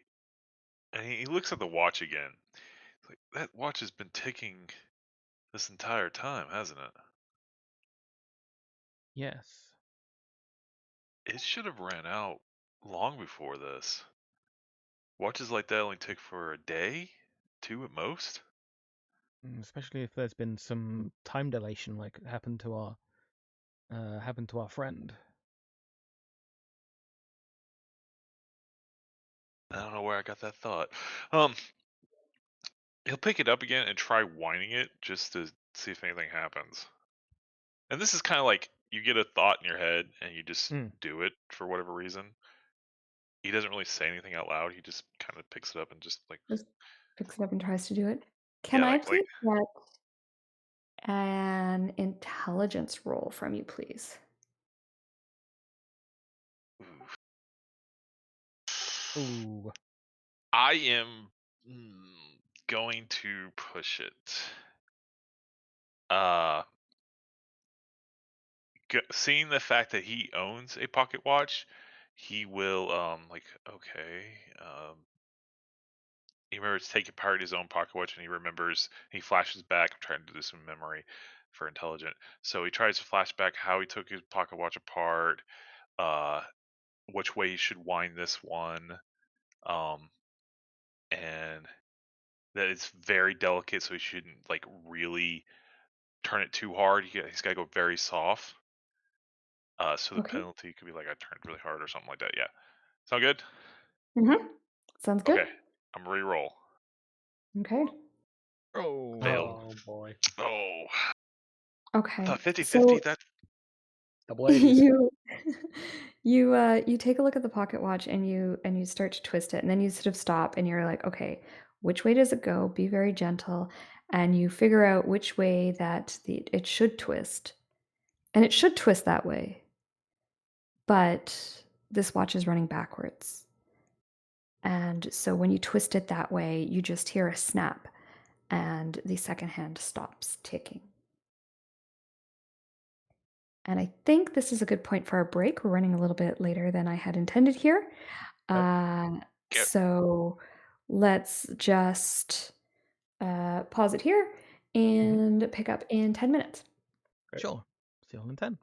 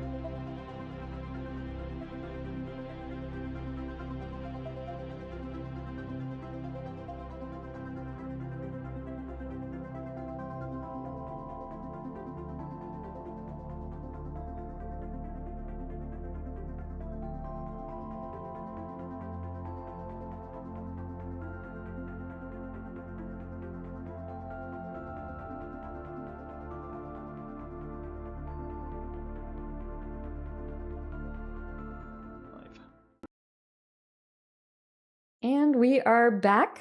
We have just been investigating the items inside of the evidence locker. Once you had shown that you're actually decent investigators and you managed to get Charles Brent back, the sheriff's attitude has shifted towards you quite a bit, and he's now allowed you to go through the evidence locker. You guys had a look at the pieces. You found some interesting things. And I think we were just finished with that. And is the plan to head straight onto the train and then head out to the Taft Tunnel? Or is there anything else you want to do in town I beforehand? think so. The only thing we didn't look at was the ticket stub. I think I might have a look at that quickly, and then we can Oh, right, yes. head out. Sure. The ticket stub. Mm-hmm. So why don't you give me let's call it spot hidden. Sure. Oh boy. Oh yay, hard success. Let's go. Hard success. Nice. All right. So with a hard success, you get a little bit extra. So what I can tell you is that this is a ticket stub for the day the tray went missing. It has been punched, so it's been used, and there is a clerk's note that was on the recovered items list that you had. It obviously isn't on the ticket itself, but you do know that this ticket was purchased with cash, and there's no record of the passenger's name that the ticket is from or for. Okay. I think I'm just going to bring us actually over to the splash page again here. Because it pretty much looks exactly like this. Okay. Ship said. Yeah. And the class of ticket that this particular one is for would be for second class, which was the coaches, which is kind of the middle ground ones. There is no. Oh, sorry, it would be the third class. Pardon me. It would be the third class ticket. Okay. And you can probably imagine that I'm just going to show you the manifest here, that it would match up with entry number 15 here, the smeared illegible one, because that was the one that says cash fare, no record, so you don't know the Right. name. Yeah. That kind of lines up. So presumably this is that ticket. Passenger 15. Okay. Is there any detail of where they're going to? Because obviously it usually says like from X to Y, right? Yes. So they went from Wallace. Yeah. Which I'll bring you to the map.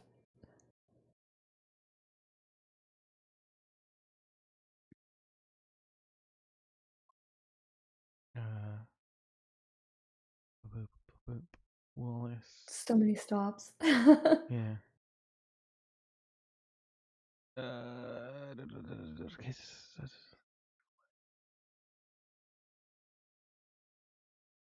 I'm like zoomed in all the way. Yeah, I'm as zoomed in as I can be as well.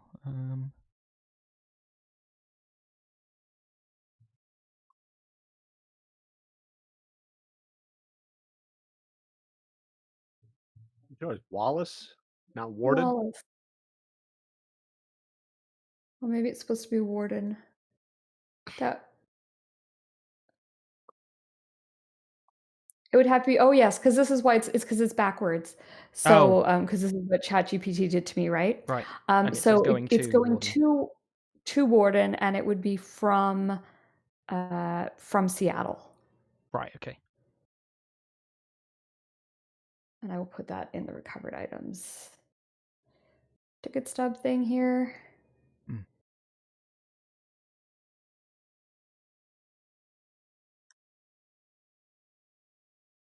To Warden. There we go. Okay. Can you please, so your other little bit of information that you get because you rolled particularly well, you got a hard success. is there is something scrawled on the back. And Okay. it says this. I'm copying and pasting right now, putting it into your chat. The serpent that devours the moon. Oh, fun.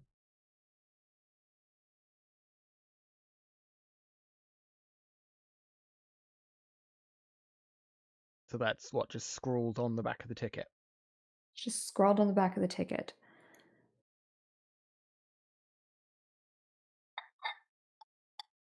Delightful.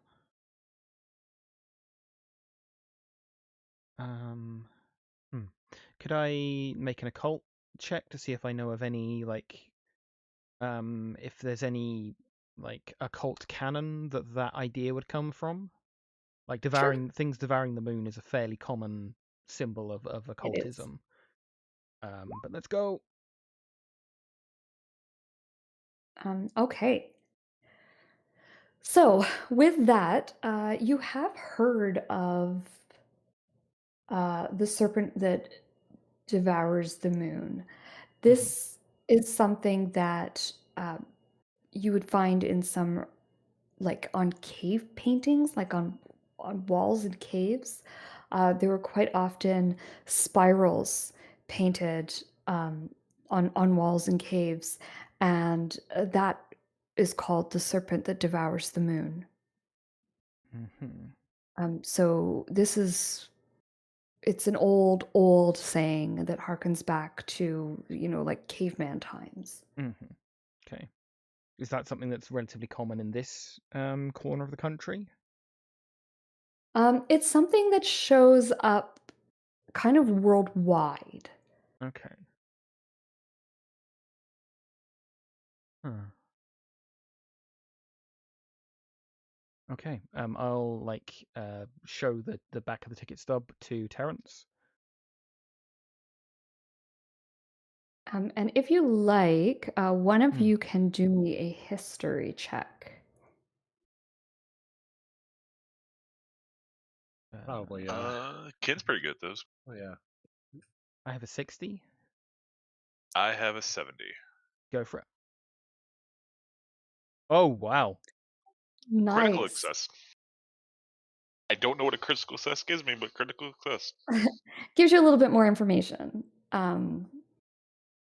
So with this serpent that devours the moon, and the professor is able to give you a little bit of information about it, you've heard of this, and you've heard about it in well, let's just do this in 3 different ways. So there is a pre-Columbian belief, so pre-settling settlers. Fragments of petroglyphs in the Pacific Northwest often show a looping serpent swallowing human figures, marked with spirals and double backs. During the frontier period in this part of the world, you know this. Railroad workers reported the ghost snake in blasted tunnels, a hiss in the dark followed by missing men. Ken turns to. I believe I read a passage from a book when my previous professor, I forgot his name already, even though I wrote him. Called the book was called Snakes and Beliefs. It was a book about how snakes showed up in beliefs of mankind and different folk tales and legends of snakes in lore and things like that. He had lying around, and I believe I heard about this snake of the moon. And he says about the clawindles, and now that I think about, there was a reference to the railroad, about a ghost snake, also in that book. Huh. And it all clicks in his head, and he explains that to the group. Do you think that's the same snake we are dealing with today? A ghost snake? Possibly. Maybe one of the ways it manifests. Maybe. Well, we will find out soon. We will head to the train and go out back to the hole, and we'll go to the was it a logging camp? Yeah, logging camp. Then we'll head into the tunnel and see what we Hmm. find. Hopefully, we can find some more survivors, even if they are aged. Hopefully. Okay. Yep. Okay. So, with some fresh information, some concerning information, you guys head to the train station, and once again, you hop on the train. The conductor is informed that you will be getting off at a certain mile point along the way, and you're given another sort of red flag to tie on your mile point marker when you're ready to go home. And you grab some food and grab some supplies and head on back. Um, when you are riding on the train, um,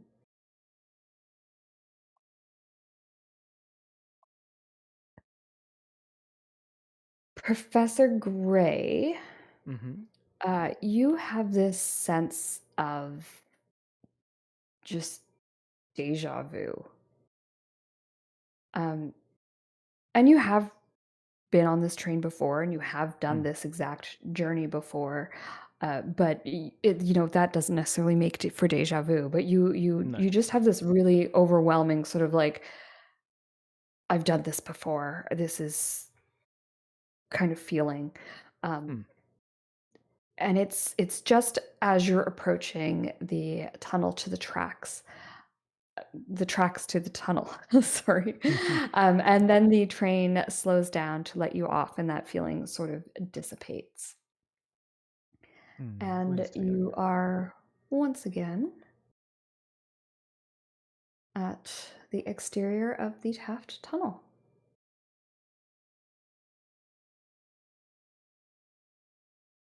Okay. Do you share your feeling with your friends, or do you kind of keep that to Yeah, I yourself? think I do. I had the weirdest feeling of deja vu. I realize we have ridden this train before. We did so yesterday, but this was more than that. It was Must be strange. nerves getting to you. I know I'm a little nervous going down a tunnel that supposedly has teeth. Yeah, I can't say Uh, I'm looking forward to that either. No, this well, didn't feel like nerves. I'm okay with nerves. I've been through far worse. well, that's I don't know what to be more shocked about. But if I'm right, the brick location was over here in this open area, and then you'll Ken will take the Okay. lead and start heading to the logging camp. What we supposed to be a logging camp. I don't think we Hmm. ever figured out. All right.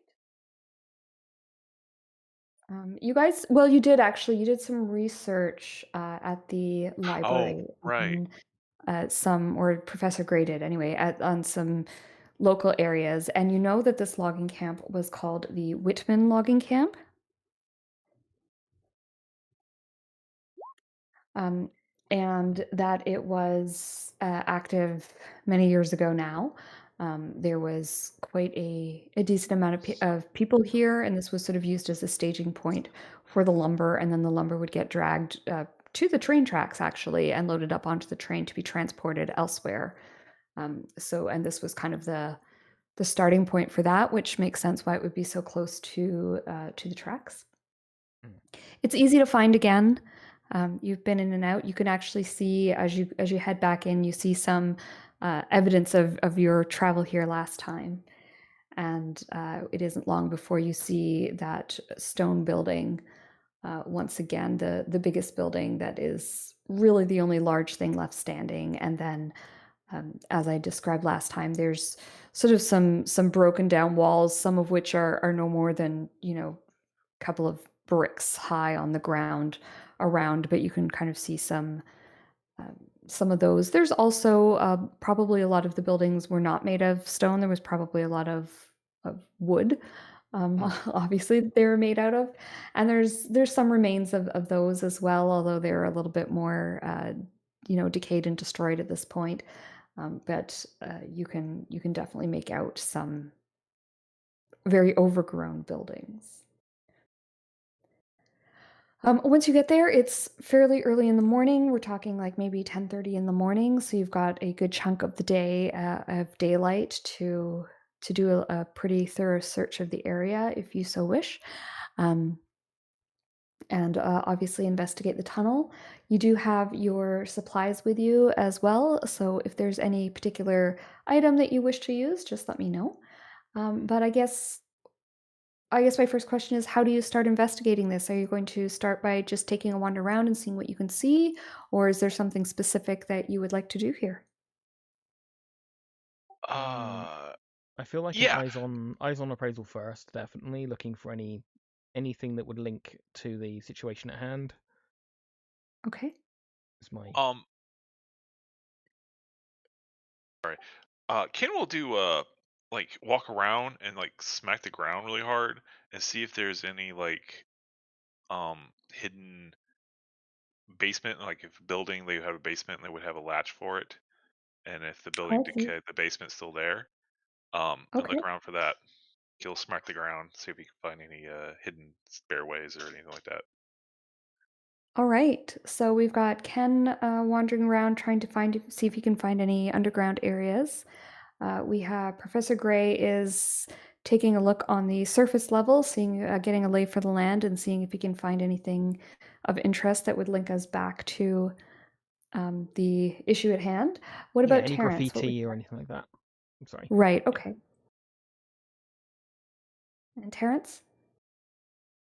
I don't know. I'll probably just help the professor look for any sort of iconography, some Okay. hidden away somewhere. Probably in a different area, maybe the surrounding, a little like the immediate surrounding forest. Okay. Sounds good. So why don't we'll start with the two of you then. So whoever has higher, I suppose, can roll me a spot hidden check, and we will give you a bonus to that because of the help from your ally. I think that's probably you. Mine's only 40. Between the two of us. All right, yeah. Oh, All right. You got a bonus, don't forget. 62. That's 62. Yep. Awesome. So with a 62, that is you take a look around, and there's not a whole lot of interest with all the buildings. You don't see any graffiti whatsoever, which is a little bit unusual for abandoned buildings, but maybe this one is just a little bit too far out of the way unless you got off at this mile marker, and why would you? It's a little bit far from any point for people to walk to. But you do see some overgrown gravestones that are just out in the forest. And when you take a look at these gravestones, you see again and again, repeated on those graves, that symbol that you have seen so very often at this point, the snake with the strange tail.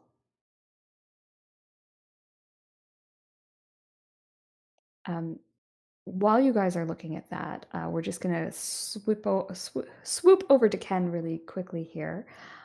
Ken, you are looking around, banging on the ground. Can you give me, let's also call this a spot hidden check, please? damn. Nice roll. Yep. You don't find any underground areas here. There's no stairs or basement that you are able to find. But as you're sort of banging on the ground, there's sort of like something in the leaves that you notice as you're looking, and what you find is another ticket a ticket for this train. And the ticket says that it is from Seattle to Clay Ellum. And the name on the ticket is Terrance Murphy. And you recognize that as being Chang's character's name. Oh, wait. What's the date on it? The date on it is the date that I think it's September 18th, 1926. September 14th, 1926. Does that make sense to Ken? Like, but that's not when the Fessa came in. That's the train that would be the train that went missing. Right. And So he'd it be like, doesn't make a whole lot of sense, but Terrance should have gotten off at Clay Ellum before the train went missing. So maybe Terrance isn't telling you something. he eyeballs that. He looks.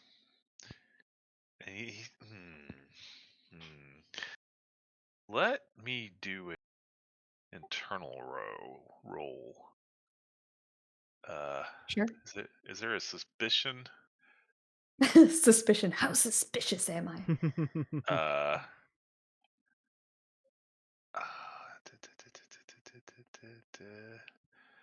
don't You see could any call it roll. intelligence.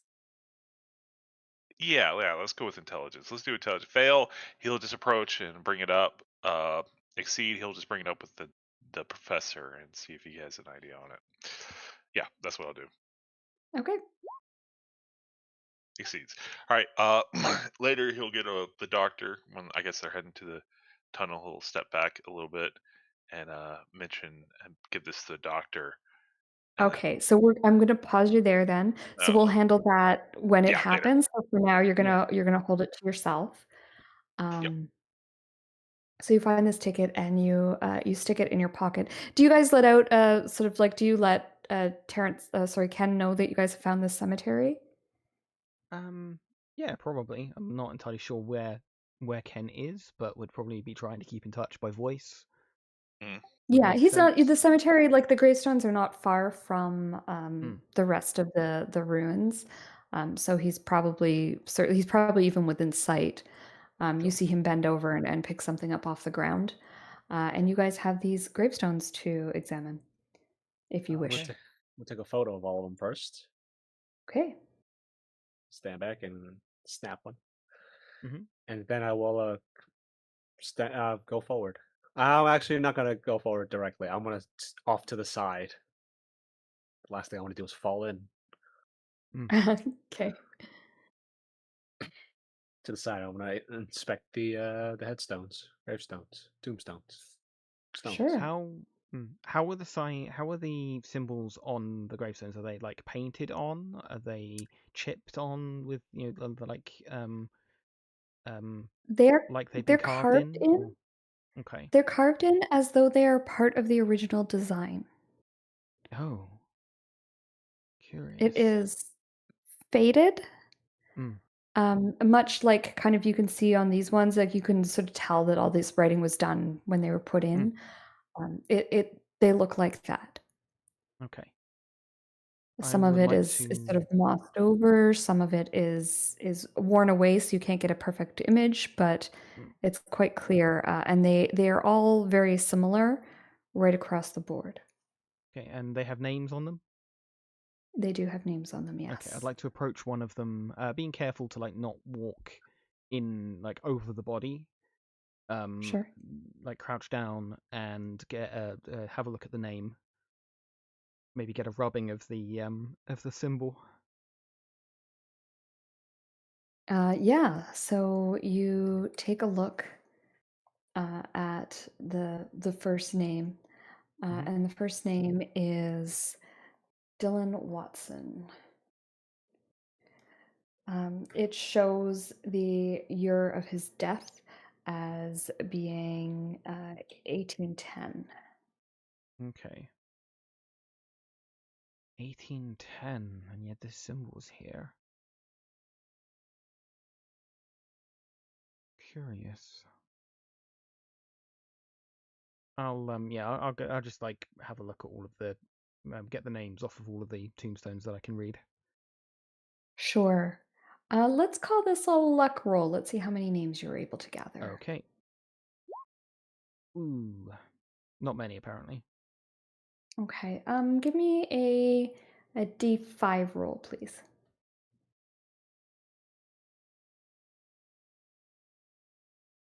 So you can only make out two names.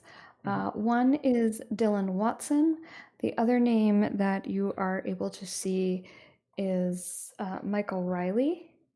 Okay. And his year of death is 1802. Okay. And does that tie in with when the records say like this area was being developed, when train tracks were being put in, when the tunnel was being Correct. cut? Right. Okay. Yes. Okay. Possible industrial accidents, I guess, involved in cutting their way through that tunnel. Interesting to see the snake here, though. And yeah, I'll get a rubbing of the symbol. Curious. Can I get a sanity check from you, please? Yes, you can indeed. Nice. When you are taking a rubbing of Dylan Watson's name, you see smoke. You can smell gunpowder. You can hear the sound of an explosion. And then it sort of disappears. Considering And you're not. that the professor is a First World War veteran, that's probably not the first time that's happened to him. Yeah, probably not. I will also say, being as he's a First World War veteran, he would recognize that this isn't a bomb. It's much more likely Sure. to be explosives. He's probably Controlled seen. detonation. Yeah, he's seen like bridges and things that would have been, blown up. Yeah. And it's that type of it's got that kind of gunpowder smell. It's not the smell of Sure. like mortars or anything like that. Sure. Demolitions. Yeah. Yeah. Yeah, exactly. Curious. That was almost as if I was back in the 1800s for a second.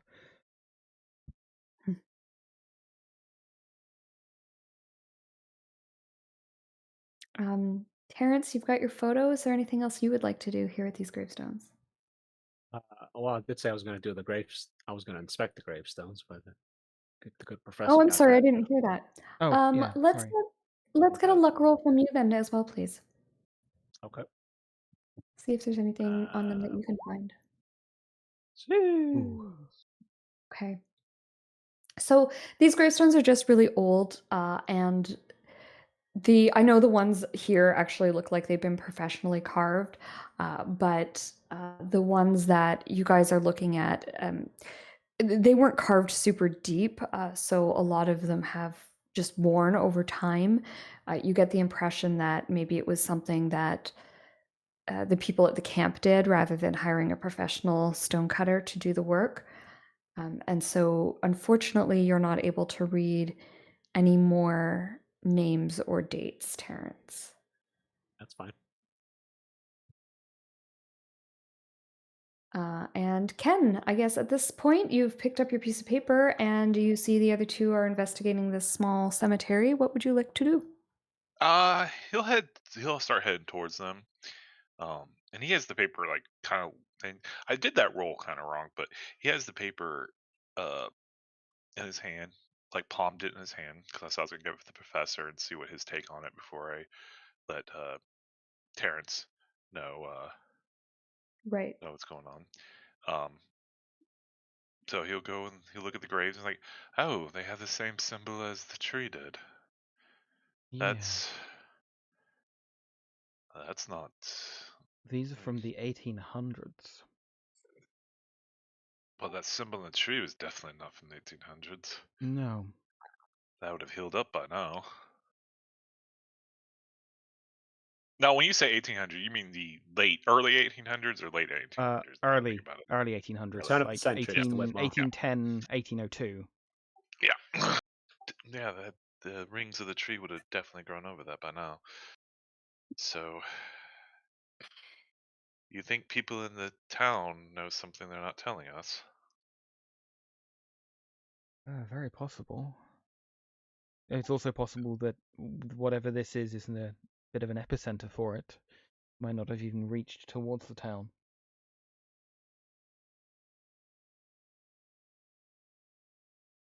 Really? You think all these members were some part of some cult of some kind? I mean, possible. It's desperate times out here in the wilderness in the early 1800s. You had nothing much in the way of hope. This place can't have been fun in the winter. I imagine not. The winters are very long, what I have heard, for Washington. Well, I couldn't find anything else in the camp area. You ready to? And he kind of says this really nervously. You ready to see if we can find a cave full of teeth? I I mean, guess so. do we want to find something like that? We're hoping for nothing, Not- right? We're hoping for nothing. But I mean, we've got no other choice really but to see what this tunnel's like. Don't see any other leads. Well, let's get to it. Sure. Okay. And on the So you way, guys. on the way back, he will slip the ticket to Professor if at any point where they're behind Hmm. the map, Yeah. and just kind of like does this, like only does verbal things, like kind of Mhm. like nods his head towards him and does like a shoulder shrug, like I don't know what's going on, and gives it to you to Oh, get your point of view silently. curious. Curious. Why? Huh. He did say he'd seen him before.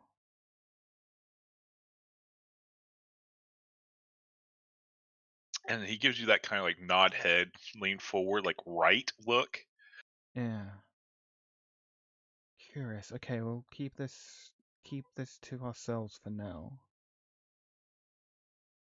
He just nods, and then he'll just march forward again, like Hmm. take his point of lead. All right. So, having passed on that information and deciding to keep it to yourselves, you approach the edge of Taft Tunnel. As we discussed, it looks exactly like what it looks like here. It's quite unassuming from the outside. There are train tracks on it. I think this is maybe a newer photo without the train tracks on it because Yeah, I think this is it's part of the like new walkthrough probably the because walking there's like a trail. the walking trail. Yeah. Yeah. But it is as it looks, which is the kind of cool thing. Hmm. As I said, there are some lights within the tunnel. This part of the track does have electricity, and you know that there will not be any trains here coming through for a little while, so you can investigate the tunnel with some safety. Mhm. Is there anything you want to do before you head on inside? I suggest. Well, we have. I grabbed the lanterns from the field kit, so I'm opening like putting my own electrical lantern on. Okay. So I've got an independent light source, and would suggest the others All right. do the same. Yeah. Terrance and Ken, you guys grab your lanterns as well. Yep. And then in the other Okay. hand, I'm getting my crowbar from the field kit, and will basically be tapping that against the wall to listen for like hollow, differences in sound. Sure. Remember, Okay. boys, stick to the spots of light. That's Yeah, what Mr. Brand said. Stick In for a together. penny. Again, Ken takes the lead. Mhm. But every so often he'll look back, but at you two, just to make sure you're still there. Yeah. I mean, you'll As we hear the professor behind you because every now and then it's ting, ting, ting. All right. as we step into the tunnel proper, I will for brevity, in case they have to find our bodies. I'll snap a photo of the tunnel slightly inside of the entrance. Okay. Just sort of showing that you're going in. Yeah. All right. God help, and God help whoever has to come next if we fail. Are you leaving that that plate outside the tunnel then for someone to find, or No, don't need to. because otherwise, how are they going to find that picture? They'll recover it somehow. Okay. Off my dead body. Okay. I mean, they all know where right. we are. Well, pretty Yeah. much. Yeah, they know you were going to investigate the tunnel. Yeah. They dropped you off here. You head on in. It looks somewhat similar to this image. There's Mhm. not a ton of photos out there that worked for this, so we're gonna kind of go with this sort of vibe. A lot, probably, especially as you get in. At first, the sides would be wooden, and then it would transition to stone once you get sort of down under the hill. The stone, a lot of it wouldn't be like bricked in like this one. Mhm. It would more be just the blasted stone going through. There's no reason to make it look pretty. It's a tunnel. So it would just be like blasted rock. You do see along the top, there is sort of off to one of the sides, there is the electrical wires are um, just sort of like almost stapled into the rock there, holding them in place. That runs the length of the tunnel. I don't imagine they would have pipes like the way that they do here. I would think it would probably be more up along here. It would probably be more just like the wires without any kind of, without as much protection around it. And as I said, every once in a while, bolted right into the rock, there are some electrical lights that shine a bit of light. They're fairly interspersed. So there are large sections of the track that are completely dark, and then there are sections of the track that are illuminated by the light. You head on in, Ken heading first, and then who's next? Is it Terrance or is it Professor Gray that's next in the line here? I can be in the middle. All right. So Ken's taking point. Professor Gray is sort of next, and then Terrance is bringing up the rear. There is space in this tunnel that you can walk two abreast if you need to. I kind of do a nervous breath. And I will say, I will look towards the sky before I enter the threshold. Keep me safe, Lord, from the hands of the wicked. Protect me from the violent who devise ways to trip my feet. And I walk in. Awesome. Yeah, you walk in, and It's not 144. it's immediately oppressive. That's a great picture, Nick. Thank you. That is For sharing posted that. in the Discord. That is actually from inside the Paul's Pass tunnel. Awesome. How did I not find that? I literally Googled Paul's Pass Tunnel. I think I Googled Taft Tunnel. Maybe that's why. I did. Yeah, Paul's Pass tunnel. Awesome. That makes a lot of Disappearance? sense, No, right? Blasted okay. rock Yeah, with that wooden one. beams along the side. Yeah. And yeah, it is. It's quite like I said. It's a little bit oppressive, and there's just this sense of Probably a little bit of fear. I mean, people have gone Mm. missing in here. It's scary. It's also it's quite tight in terms of if a train does come by, you're gonna want to flatten yourselves against the walls so that you don't get run Mm. over. Although, again, as I said, you know that you're not expecting something at this exact moment. You would have learned when the times Yeah. were scheduled for the trains.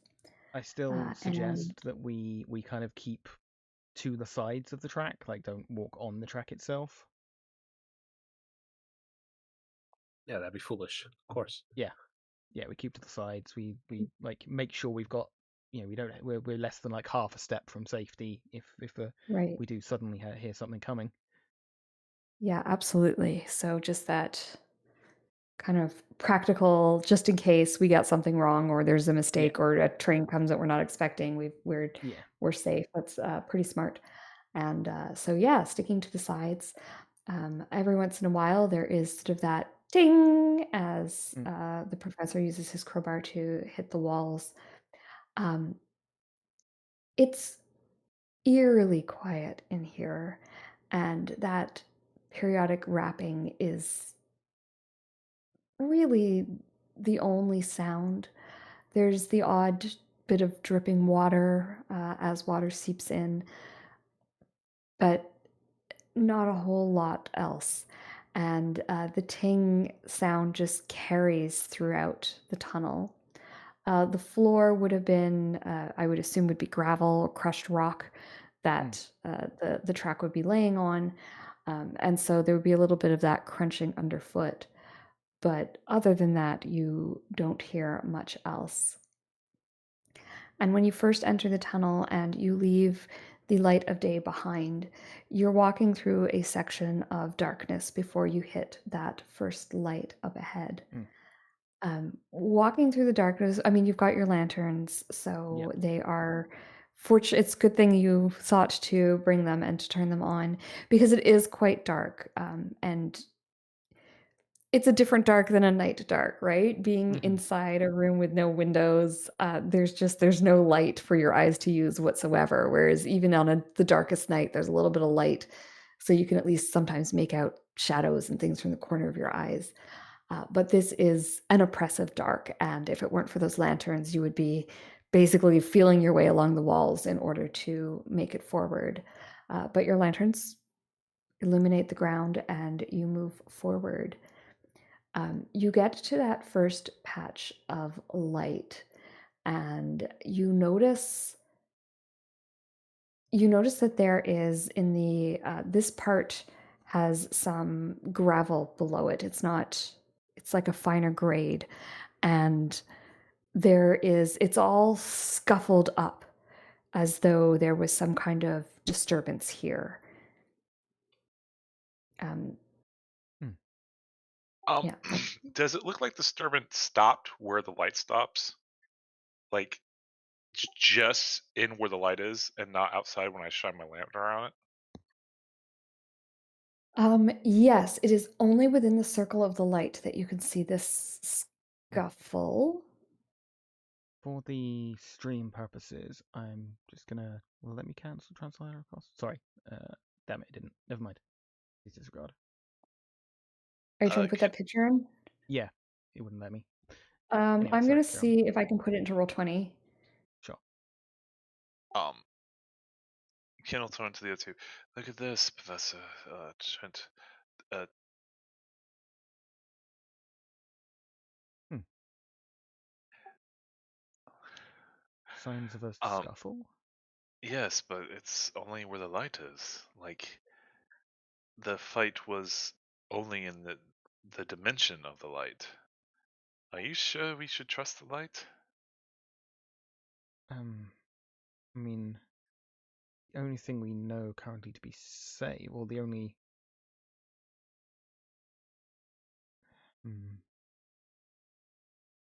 It's the only information we have at the moment. I'm not entirely sure it is safe, but It's you two stay back, and Mhm. Ken will step into the light and see if anything happens. All right, Ken, you step into the light and nothing happens. Nothing changes. It is He takes a just little the same sigh. as before. Like he was just a little worried that something might happen. Well, looks like nothing happened. That's always good. Let's keep on. Okay, I've got that picture in, so Yeah. the stream should be able to see it too. So we do have some people watching us. So for those of you who are following along here, this is an actual image of the tunnel that we were talking about. Nick was able to find one, which is super cool. Yeah. Although the floor is wooden because it is now a walking path, whereas Yeah. it would have been gravel and rock back then. Yeah. Yes, so Ken, you step into the light and nothing happens. There is a, let's get a, what do I call this? Let's call it sanity. It's not a sanity check, it's a sanity roll. Roll sanity for me, please. Okay. For all of us, or just Sorry, just Ken? Ken. Just Ken. Okay.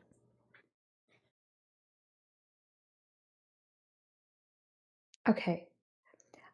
Ken, when you step into that light,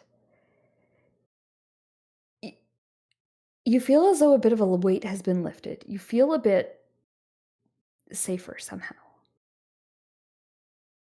Even though you can see this disturbance in the ground here, and it's when you step out of the light that you get that feeling. You know that feeling you get on the back of your neck when you feel like someone's watching you? It's that kind of feeling. Kid he takes a step back and he doesn't say anything just yet. And he watches the expressions of his two co-conspirators or comrades in this. Patriots? Patriots, yes, patriots. In this compatriots, yeah. And their reaction when they pass through the light. And he just want to look at their expressions, if they get like that same kind of like light feeling in their face, or if their face kind of darkens or anything like that. Okay. I guess let's get sanity rolls, please, from Terrance and Professor Gray, and let's see if you guys notice any differences when you walk through the light. Ooh. You know what? Can I push this? Yeah. I want to steal myself with the Bible Yeah. verses I was I think I'll reciting. do similar. You're gonna push as well? Okay. Yeah, I got a 60%. You first. Okay. Oh no. Yeah, he tries to steal himself. And Ooh. yay! Good for you. Okay. How many is that? The Lord 30 protects me. points. No. Okay. So Terrance, you have this moment of fear before you step into the light, worried that perhaps it is the light that is dangerous, unlike what you've been told. But you use those Bible verses to sort of center yourself, and you step into the light, and you feel the same thing. You feel safer in the light. I wouldn't go so far as to say safe, but safer in the light. You don't. It doesn't feel as oppressive. And Terrance, you walk through. Professor Gray, you go to step into the light, and it feels wrong to do that. You feel like if you step into that puddle of light, you'll be frozen in place, or the ground will open up beneath you, or just something terrible the light will burn you. Something awful will happen if you step into that light. And you go to take that step, and you find that you simply cannot. And I'm so sorry you're losing a lot of sanity today, but we're going to do another sanity roll here. I haven't lost any sanity thus far this campaign. Oh!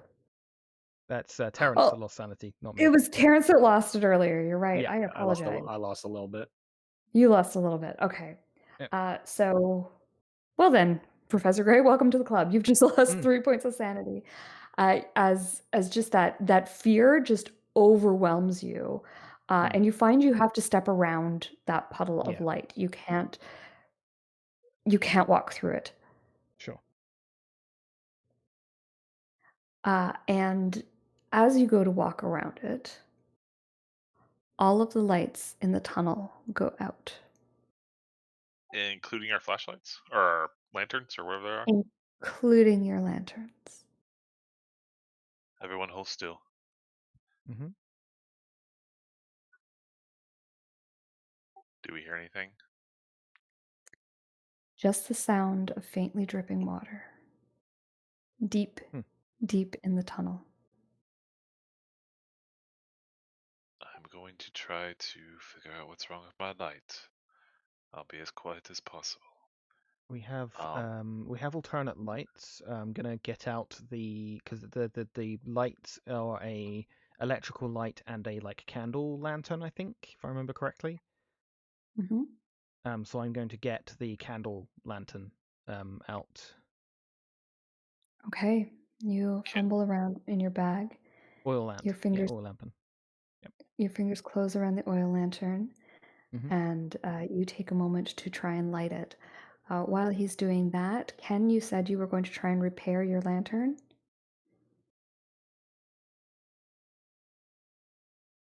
Ken? Cody. Cody? Mhm. Yes. While Professor Gray is lighting his oil lantern, you're going to try and repair your electrical one?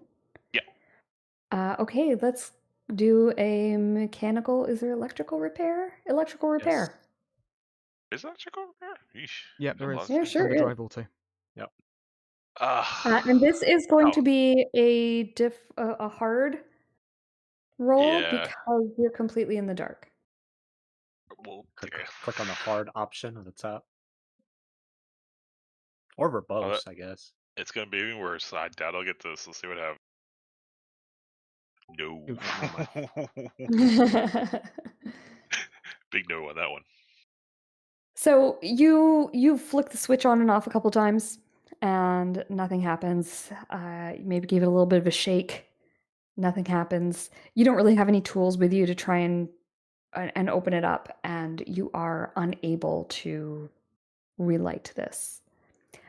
Terrance, what about you? While the other two are futzing with their lanterns, what would you like to do? Is mine out too? All three lights have gone out. Yes, Oh. you are in the darkness. I will attempt to do the same. Okay, so we're going to do an electrical repair to try and repair your lantern. Go ahead. Oh, is mine electrical too?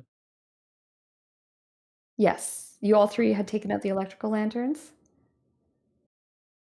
I guess. The professor gave me. Oh, because Yeah. Nick distributed them. Yeah, so they were Alright. the three electrical ones. All right, here we go. Would it be hard as well? Yes. Okay. Here we go. Nope.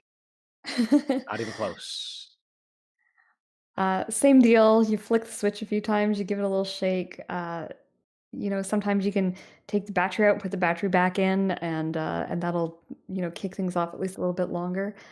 Nothing happens. However, after a moment, there is a spark of light as Professor Gray catches his oil lantern. It lights up and the place is illuminated. Professor, as you light your lantern back up, you notice that there is a snake at your feet poised to strike. And the moment your light goes on, it slithers off into the darkness. Delightful. Was that Gonna shine it around to make sure there's nothing around the others.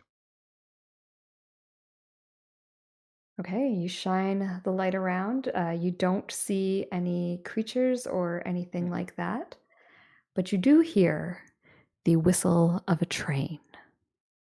And that's where we're going to save game. And we will pick up next week, same time, same place, with you Yes. guys in the dark, one soul lantern flickering against the darkness and a train coming in your direction. Good session, guys. Delightful. Yeah. Good game Okay. today. Very Next, fun. if I Thank make you. another character, if I play this again, I'm gonna do something different with my stats. Because I put a lot of Mm. I have a couple things that are like really high, and I think you should spread them out more. Yeah. It's an interesting choice because you can spread them out more, and then But then you're less useful at all of those things. yeah, or you can't do some things, but you're really good at the things you do. It's an interesting way to build, that's for sure. I think that's Yeah. why when we restarted the campaign, like when we started this session campaign, that's why I think the other two chose to kind of futz with their stats a little bit and make the characters more their own because we were using pre-gens before. Yeah. Yeah, because I got my driving like really high. Because I was thinking like, yeah, my character drives a lot, so I gave him mechanical repair, but I didn't think anything about electric and a few of these other stats that he might be proficient in. I think it also But depends yeah. on the campaign as well, right? Like, Yeah. and I am Yeah. trying to make sure that we use as many of the stats as possible. I'm trying not to rely too heavily on all of them, but I'm still learning them myself. So Right. So when do we're we get to getting the there. swimming portion? Yeah. Oh, didn't I tell you there's an underwater component to this campaign? Everyone hates unaware levels. What are you doing? Yeah. Come on, Kirsty. What are you doing? Right. Anyway, thank you. I'm going to end the Yeah. stream now. Yep. Same time next week. All right. Yeah, See thank you. you. Thank you to anyone who watched us. And Yep. yeah, I will see you guys next week. See you next And week. we will, and I'll message.